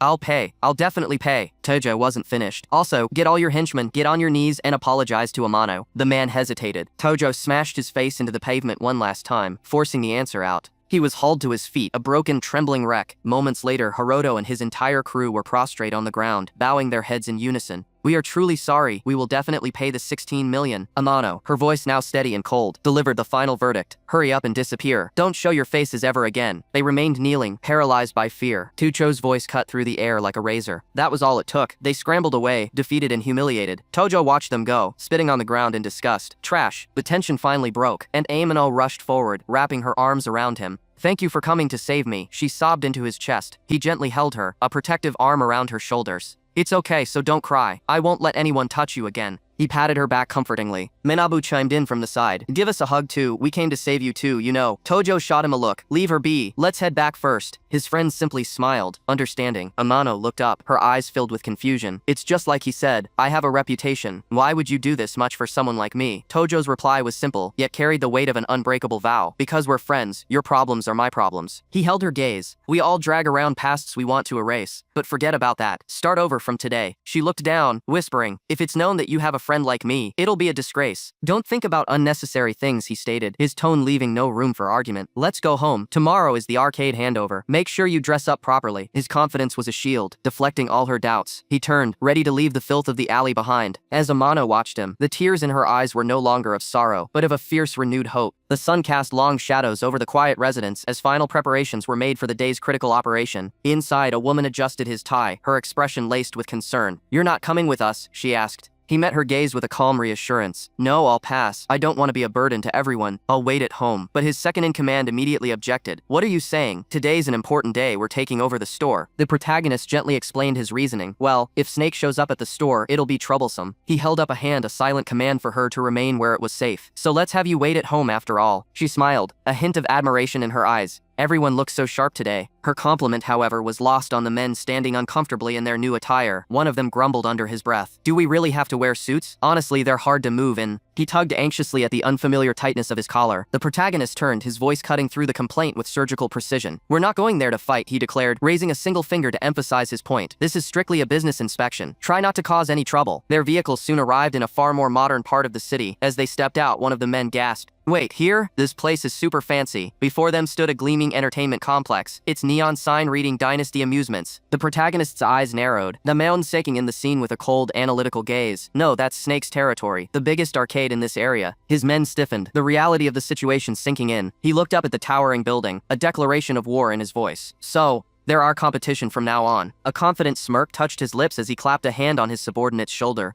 We can definitely run things better than them. His crew, their morale instantly boosted by his unwavering certainty, roared in agreement. No doubt about it. As they made their way down the street, they politely parted for a pair of high school students. The young women passed, whispering amongst themselves. Hey, did you see? That guy was pretty handsome, wasn't he? One of his men watched them go, remarking, girls come to arcades these days too. The protagonist's mind was already processing the observation, turning it into strategy. That way of thinking is outdated, he explained. Modern arcades have dance games and lots of machines popular with the younger female demographic. When they come, it brings in more male customers too. You can't make money without keeping up with the times. He gestured forward. Alright, let's go check out our store. But as they rounded the corner, his confident stride faltered. There it was, Game Plaza Starlight. His entire team stopped dead, standing before a derelict, shuttered storefront that looked like it hadn't seen a customer in years. The contrast was staggering. The gap is huge, he said, his voice low. In that instant, the enemy's strategy became clear. No wonder he gave up Kuroki's stores so easily. One of his lieutenants, recognizing the location, touched his chin and thought, I came to this store a year ago. Since it's on a corner lot, it was pretty busy. The protagonist turned to him. So it used to be thriving? Yeah, the man confirmed, but that was before Dynasty was built, and there was a school nearby, so we got a lot of student customers. The protagonist tore a faded notice from the metal shutter. The pieces of the puzzle clicked into place. So the location and conditions aren't bad, he deduced, his eyes gleaming with cold fury. If it still went under, someone must have been manipulating things behind the scenes. Without another word, he gripped the shutter and began to heave it open. The interior was dark and coated in a thin layer of dust. He immediately began issuing orders, his voice echoing in the empty space. Kitamura, can you check if any machines are broken? I handle the flyers and job postings. He flipped a row of breakers on the wall, bringing the dormant machines to life. No, he corrected himself, a more aggressive strategy forming in his mind. Why not just hand out cash instead? He turned to his man, pulling out a thick wad of bills.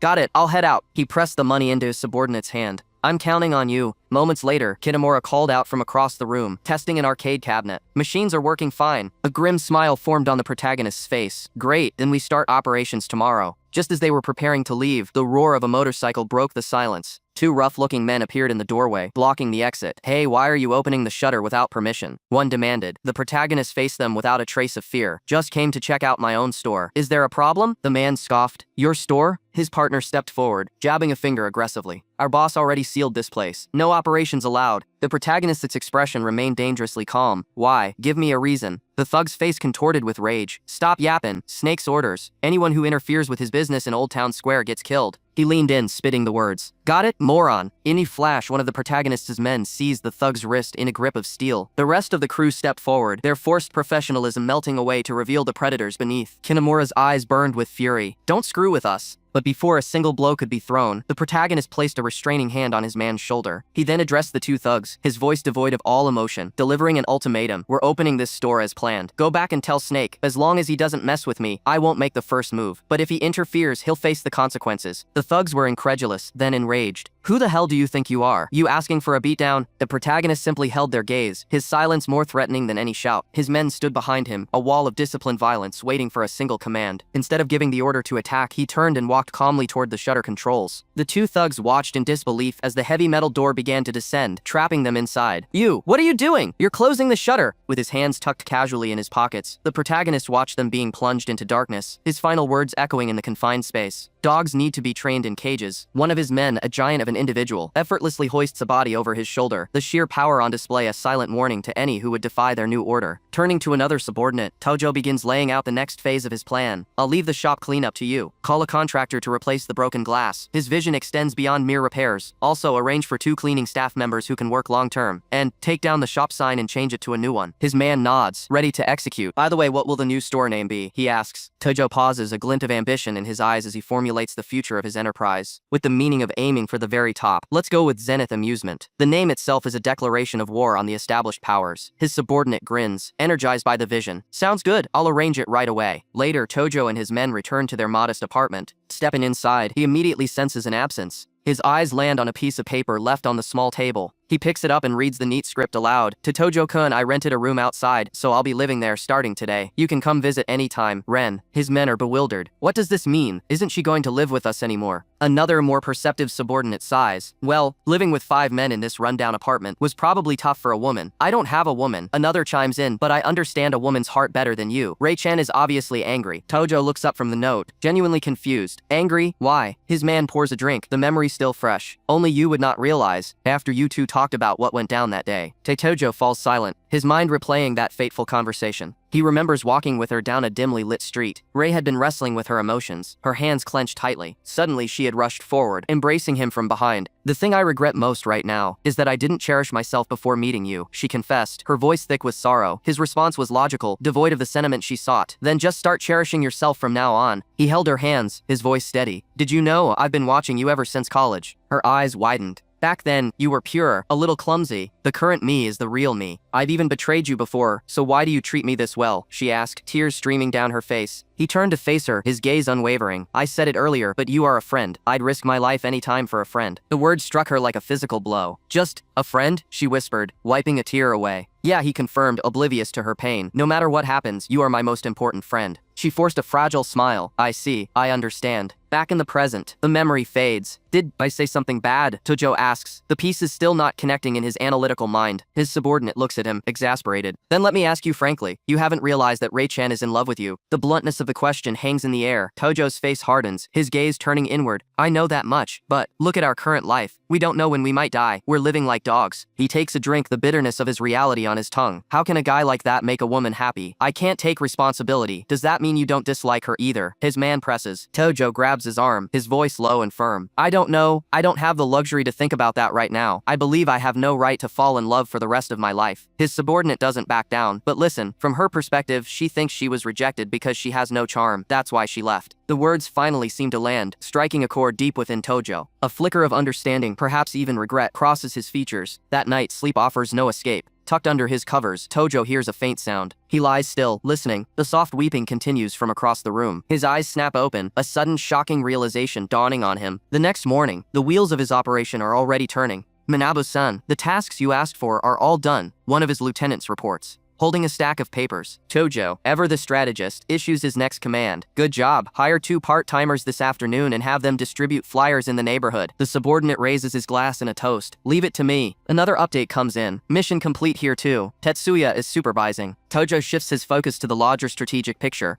"Then you stick with Oe this afternoon. Anyway, be cautious." One of his men grins menacingly. "It'll be fine. If we run into Snake's gang again, we'll run away instantly." The other cuts him off. He explains the cold logic to the more aggressive member. No, it's their turf and we have no chance of winning right now. When Manabu-san is ready, let's crush them all at once." All eyes turn to Tojo. "Manabu, what will you do?" He addresses his most trusted man. "Can you go to Amano's place this afternoon? We definitely need her skills for the register and staff management. While you're at it, prepare the change too." "Got it," his man replies, ready to move. Tojo takes a final sip from his glass, a shadow of a smile playing on his lips. His own objective is far more direct, far more dangerous. "I'm going to go meet this Snake guy." Kenji's voice was laced with concern. "You're going to take them on already?" Manabu remained perfectly composed, his gaze fixed on the table before him. "No, not yet. Reconnaissance is essential for winning," he stated, his tone as sharp and cold as steel. "Today, I'm going to Dynasty to scope out their moves. If anything happens, I'll contact you right away, so be ready to move." Kenji's brow furrowed. "But the guys you beat up today saw your face. Going straight to their turf seems pretty dangerous." Manabu simply smirked, a flicker of amusement in his eyes. "Don't worry. If I change my appearance a bit, they won't recognize me so easily in a crowded place like that." Another of his men leaned in, his expression eager. "You don't need to go yourself, Manabu. This kind of thing is my specialty." He looked ready for a fight, a wild energy coiling within him. But Manabu's authority was absolute. He placed a firm hand on the man's shoulder, his voice dropping to a low, commanding tone. "Just do as I say." Later that evening, the neon sign of Dynasty Amusements cast a lurid glow upon the city street. A figure slipped through the entrance, his features obscured by a dark cap and a face mask. It was Manabu, moving like a shadow through the bustling arcade. The air was thick with the cacophony of games and the low murmur of gamblers huddled around card tables. The entire establishment throbbed with a chaotic energy, a perfect cover for his infiltration. He found an empty arcade cabinet, his fingers moving over the controls as he scanned the room, his eyes missing nothing. His patience was soon rewarded. He watched as 2 of Dynasty's thugs moved with purpose toward a back room. Manabu rose, melting into the crowd and following at a distance. He overheard one of the men call out as they entered the private office. "Excuse me, Hayodo-san." Inside, Hayodo, a high-ranking enforcer, was in a meeting when his subordinates entered. One of them, his face a canvas of bruises and bandages, reported their failure. "We got taken down." Hayodo's leisurely posture vanished. "Who was it? How many?" he demanded. The beaten man flinched. I don't know. About 4 of them. When we passed the corner arcade, someone was opening the shutter, and we went inside. The explanation was cut short by the sickening crack of a fist against flesh. Yahello had struck his subordinate, his face contorted in a mask of pure fury. You got your asses kicked and don't even know who did it. You're all useless trash. The movement revealed a massive, intricate snake tattoo coiling across his chest. The other thug, his head wrapped in bandages, spoke up quickly, trying to quell his boss's rage. Yahello's anger immediately morphed into a cruel, predatory smile. Oh, interesting. So there are punks out there who dare disrespect Snake. He punctuated his statement with a vicious kick to another underling. He straightened his suit, his eyes gleaming with dark intent. We'll raid them tomorrow when they open. We'll show them whose turf this is. His voice was a low growl. Tell the guys to be ready tomorrow with weapons. Let's go see the faces of these fools who don't fear death. As the 2 chastised thugs exited the office, they walked right past Manabu, who remained focused on his game, seemingly oblivious. Damn it, we'll beat the crap out of them for sure, one muttered. Yeah, with Yahello-san there, those punks are nothing. The moment they were gone, Manabu pulled out his phone. A single decisive message was sent into the night. They're coming tomorrow morning. Be ready to meet them. The next morning, beneath the towering Dynasty Amusements building, Yahello's forces began to assemble. Men armed with bats and pipes gathered, their numbers swelling. Inside Manabu's own arcade, his new recruits watched the enemy mobilize. Someone picked a fight with Yahello-san. They've got guts. One remarked, the corner arcade is opening today. That's suicide. Another, less informed, asked, hey, who is this Yahello-san anyway? A veteran member explained the grim reality of their situation. You don't know Yahello-san? Are you new? This area is Snake's turf. Yeah, Snake just got out of prison, so he rarely shows himself. While Snake was locked up, it was his right-hand man Yahello who drove out everyone who used to control this street, every last one of them. It was incredible. Manabu listened intently, the final pieces of his strategy clicking into place. To control this territory, he didn't need to take down the figurehead from the shadows. He needed to shatter his instrument of power. If I want to take this influence from behind bars, this Yahello guy is the key. Outside, Yahello's top lieutenant began to rally the men. There are people trying to interfere with our business. Anyone who wants to rumble, follow me. A roar went up from the assembled thugs. They began to move as one, a wave of violence ready to crash upon Manabu's new establishment. As the mob prepared to march, the bruised thug from the previous night suddenly stopped, his eyes locking onto a familiar figure in the crowd. He pointed a trembling finger. You. Manabu stood calmly, his disguise no longer concealing his identity from this one man. The thug, brandishing a bat, sneered, I told you yesterday to bring your own weapons, and go wreck the place. He turned to the others. Got it! Hurry! Don't fall behind! The entire gang, led by the fearsome Yahello himself, began their advance down the street. At the same time, in front of the newly opened Zenith Amusements, Manabu's own men stood ready, all clad in professional black suits. Is everyone here? He asked. Yeah, Kenji confirmed. He held a thick stack of cash, his expression incredulous. We're really scattering all of this. That's enough to buy. Before he could finish, Manabu's other lieutenant grabbed a megaphone. It's Manabu's orders. Stop complaining, and do it. He turned to the growing crowd of curious onlookers. Everyone, today is the opening day of our Zenith amusement. We're not doing this just to make money. We opened this store to create a safe place where our friends can have fun. He raised the money high. So on this joyful day, the owner's giving out big gifts. We're about to scatter cash. The crowd erupted. They're really scattering money? We came at the right time. In the distance, the approaching gang leader's face hardened, his confident stride faltering as he saw the scene unfolding. His army of thugs, armed for a brutal assault, arrived to find not a fortified target, but a street festival. A massive, joyous crowd was now packed in front of the arcade, completely blocking their path. Manabu's men stood calmly amidst the chaos they had orchestrated, a silent challenge to the bewildered gangsters. The gang leader, Snake, snarled, his authority being undermined before he could even throw a punch. He pointed directly at the storefront. Hey you guys, drag out the ringleader, I'll crush him with my own hands. His men, fueled by rage and confusion, surged forward into the crowd, bellowing war cries. An elaborate distraction unfolds as wads of cash rain down from above, stunning the gathered thugs. Is he just throwing money around? One of them mutters, while another grins, convinced that this is a sign of their employer's wealth. But their leader, a mountain of a man with intricate tattoos covering his chest, is not fooled. He recognizes the danger immediately. This man, he's not ordinary. His eyes narrow, scanning for a weakness. I need an opening, he thinks, just one chance to finish him in a single hit. His men are ready. The tattooed giant steps forward, swinging his club to clear a path through the gawking onlookers. Move it, all of you, back off, he roars. The crowd parts, revealing the small group of defenders waiting for them. To incite chaos, Tujo's subordinate tosses yet another bundle of cash into the air. The mob descends into a frenzy, scrambling for the bills. This infuriates the tattooed leader. Damn it, are you looking to die? He bellows, striking a man who gets in his way. Said move. Another of his thugs follows suit, viciously striking a man who had managed to grab some of the money. What do you think we came here for? He snarls. The leader refocuses his crew, pointing his bat towards their target.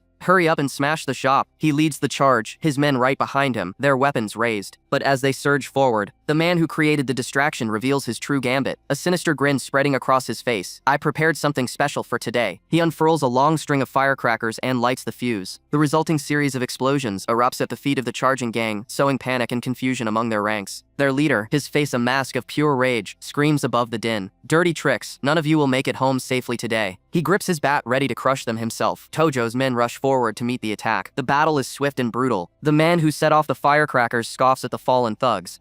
You guys are way too weak. As he moves to strike down another opponent, a dark shadow falls over him. The tattooed leader has appeared right behind him. Looks like you're having fun beating up my people, he says, his voice a low growl. The subordinate turns, unafraid. The giant grabs him by the suit, his strength immense. With a single powerful motion, he slams the man into the pavement. The subordinate lies stunned, the sheer force of the blow overwhelming him. He's strong, I don't stand a chance. He is utterly defeated. The leader stands over him, raising his bat to deliver the finishing blow. But before the weapon can fall, blood splatters across the asphalt. The giant freezes, a look of shock on his face as he glances over his shoulder. Which bastard pulled that sneak attack? A knife is buried deep in his shoulder, its handle held by a man in the shadows. Tojo steps into the light, his voice as cold as steel. With a vicious twist, he drives the blade deeper into the leader's back. Tojo calmly withdraws the bloody knife. I'm Manabu Tojo, the manager of this shop, he declares. And I'll say this now, anyone who goes against me will die. The wounded man's second in command tries to threaten him. You've got spirit, but if you make an enemy of Mr. Snake, you'll see hell. Tojo simply smiles, a nostalgic, chilling expression on his face. Hell, huh? It wouldn't be bad to taste it again after so long. Just then, the sound of approaching sirens fills the air. The remaining thugs begin to panic. Who called the cops? They rush to their wounded leader, Hayato. Mr. Hayato, what should we do? Hayato grits his teeth through the pain. Fall back for now. We were completely set up this time, but we'll pay them back. As his men help him retreat, Tojo delivers a final chilling promise. That was just a warning. If you come again, don't expect to leave alive. With the enemy gone, Tojo immediately tends to his own. Hurry and take Sarawatari to the hospital. Get the best doctor. The injured man, Sarawatari, tries to wave him off. I'm fine, my neck just won't move. But Tojo is insistent. As his men are carried to safety, one of Tojo's lieutenants questions his methods. What if you had killed him with that stab? Tojo's response is devoid of any morality, a pure calculation of risk and reward. He pauses, his eyes dark. Well, even if he died, I wouldn't care. That would be one less enemy, and a good example for anyone else who defies me. A confident smirk touches his lips. Besides, the mobile investigation unit can't touch us anymore. In a private hospital room, Hayato shouts in pain as doctors work on his back. Elsewhere, his subordinates kneel in disgrace before a far more terrifying figure, a man wreathed in cigarette smoke. A group I've never heard of, one replies. From his hospital bed, Hayato provides the name. Their leader is a guy named Manabu Chojo. The name echoes in the silent room. The scarred man, Mr. Snake, leans back in his chair, a flicker of recognition and fury in his eyes. Manabu Tojo. From the sleeve of his snakeskin jacket, a small white serpent emerges, its tongue flicking out as if tasting the name in the air. Within the stark confines of a prison cell, 3 inmates sit in quiet discussion. One of them, a heavy-set man, looks at his long-haired cellmate and announces his impending freedom. I'm leaving here tomorrow. If anything happens, don't hesitate to tell me. I'll help you. The long-haired man, a chilling serpentine tattoo coiling up his neck, turns to face him. A scarred smile plays on his lips.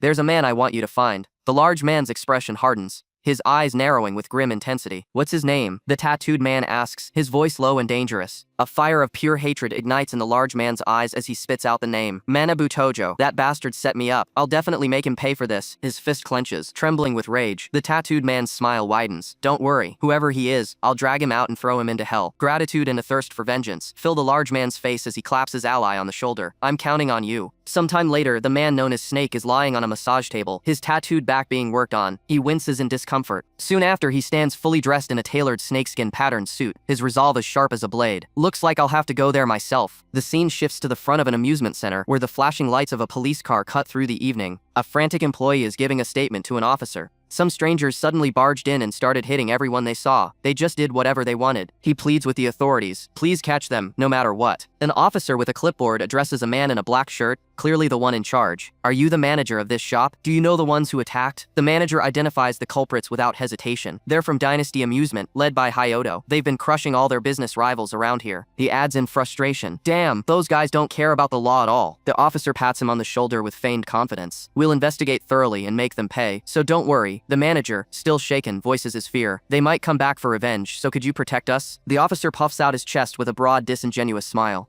Leave it to us. We're here now, they won't be able to do whatever they want anymore. Standing just behind the manager, Manabu Tojo observes the entire exchange, his expression unreadable, his mind already 5 steps ahead. One of Tojo's subordinates approaches him quietly. "I found the man you asked me to find. He's waiting at a nearby cafe. This is where the real test begins." Tojo gives a subtle nod, his intricate plan now in motion. Inside the cafe, a silver-haired man wearing glasses sits alone, accepting a cup from the waitress. He watches the police charade outside through the window, then turns to Tojo, who is now seated across from him. "I understand the situation. From now on, I'll record everything." Tojo's subordinate expresses concern. "If you do that, they might take revenge on you." But Tojo simply offers a calm, confident smile, completely unconcerned by the risks. The silver-haired man, a journalist named Hakimoto, reveals the depths of his conviction. 8 years ago, my younger brother was killed by Snake's gang, but because of insufficient evidence, the sentence was only 8 years. While searching for evidence, they even tried to cut off my arm. Our goal is to defeat Snake. Tojo's man declares with passion, but Hakimoto's gaze intensifies behind his glasses. "No.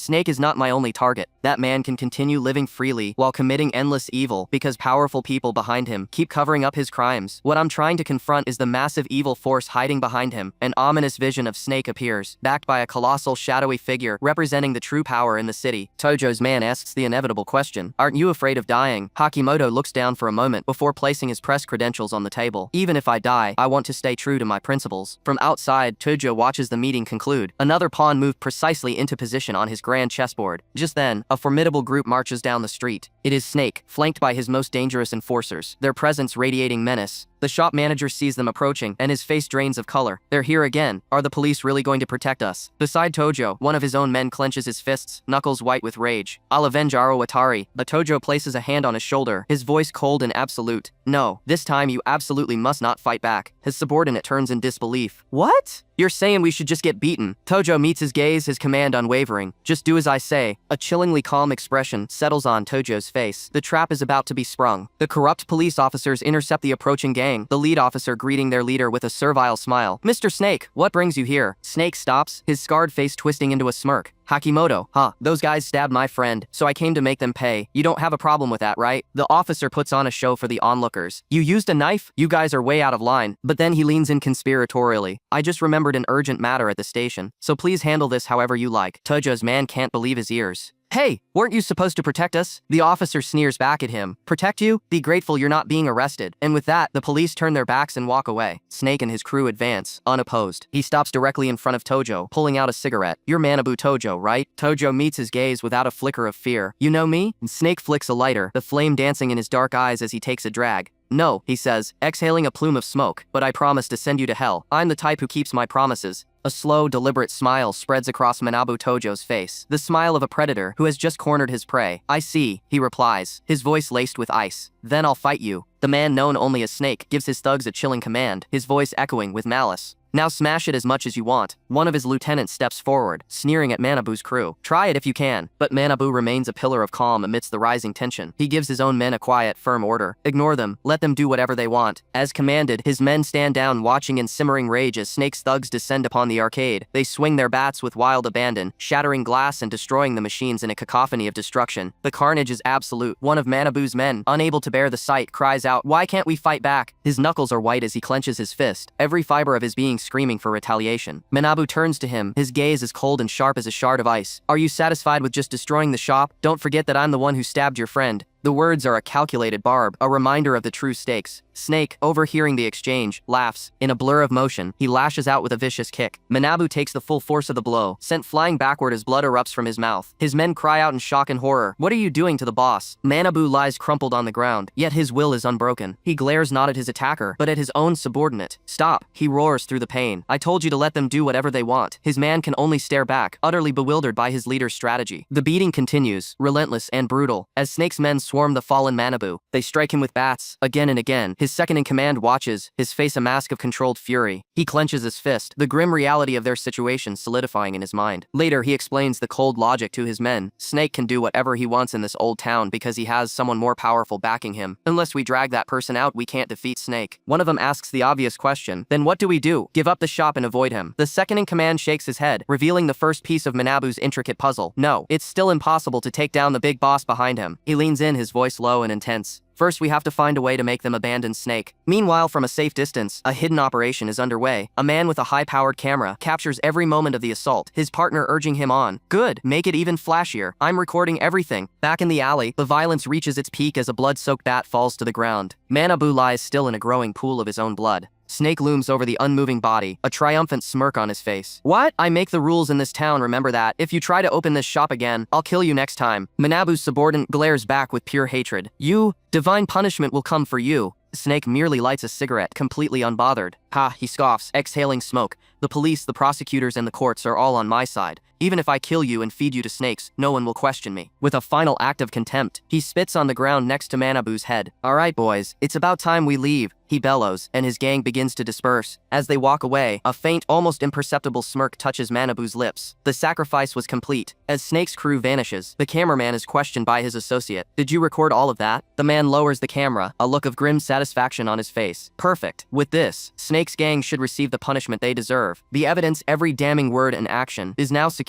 Manabu's most loyal man can only stare after the thugs, fury warring with the dawning comprehension of his boss's plan. He rushes to Manabu's side, his voice thick with concern. Manabu, hang in there. I'll take you to the hospital right now. Hoisting his leader onto his back, he sprints through the streets. They arrive at the hospital. In one of the rooms, another of Manabu's men, his neck in a brace, waves off a nurse's concerns. I know. Even if I look like this, I'm the type who listens. The nurse gives him a skeptical look before leaving. The moment the door closes, he begins to stir. Damn, he mutters, throwing off his sheets. When Manabu and the others need me, how can I just stay resting? He looks towards the door, ready to leave, just as it slides open. His comrades enter, wheeling a gurney carrying the heavily bandaged form of Manabu. The man is stunned. Manabu, what happened to those injuries? The second-in-command provides a calm update. The doctor said it's not as bad as it looks. Mostly bruises and scrapes. Nothing life-threatening. The man's eyes narrow. Was it Snake's doing? Yeah, the single word is a lit fuse. Damn that bastard. I'll kill him right now, he explodes, trying to leap from the bed. A large hand clamps down on his shoulder, holding him back. Ow, why are you stopping me? Calm down, the second-in-command orders, his voice steady and certain. This is all part of Manabu's plan. The others listen, shocked into silence as the truth is finally revealed. He deliberately became a sacrifice to crush Snake, so for now all we can do is wait quietly until the fired bullet reaches its target. He pushes the gurney forward, the architect of their victory resting peacefully. Suddenly, a woman rushes into the room, her eyes wide with panic. Manabu-kun, are you okay? She hurries to his bedside, her hands hovering over his bandaged form. The second-in-command places a gentle hand on her shoulder. Rei-chen, she whirls around, her fear instantly transmuting into white-hot fury. The men are taken aback by her sudden rage. She directs her anger at Manabu's right-hand man. What were you all doing? Why did you let Manabu-kun end up like this? Her voice trembles with anguish, her hand clutching the fabric of her dress, as she demands an explanation for the sacrifice she cannot comprehend.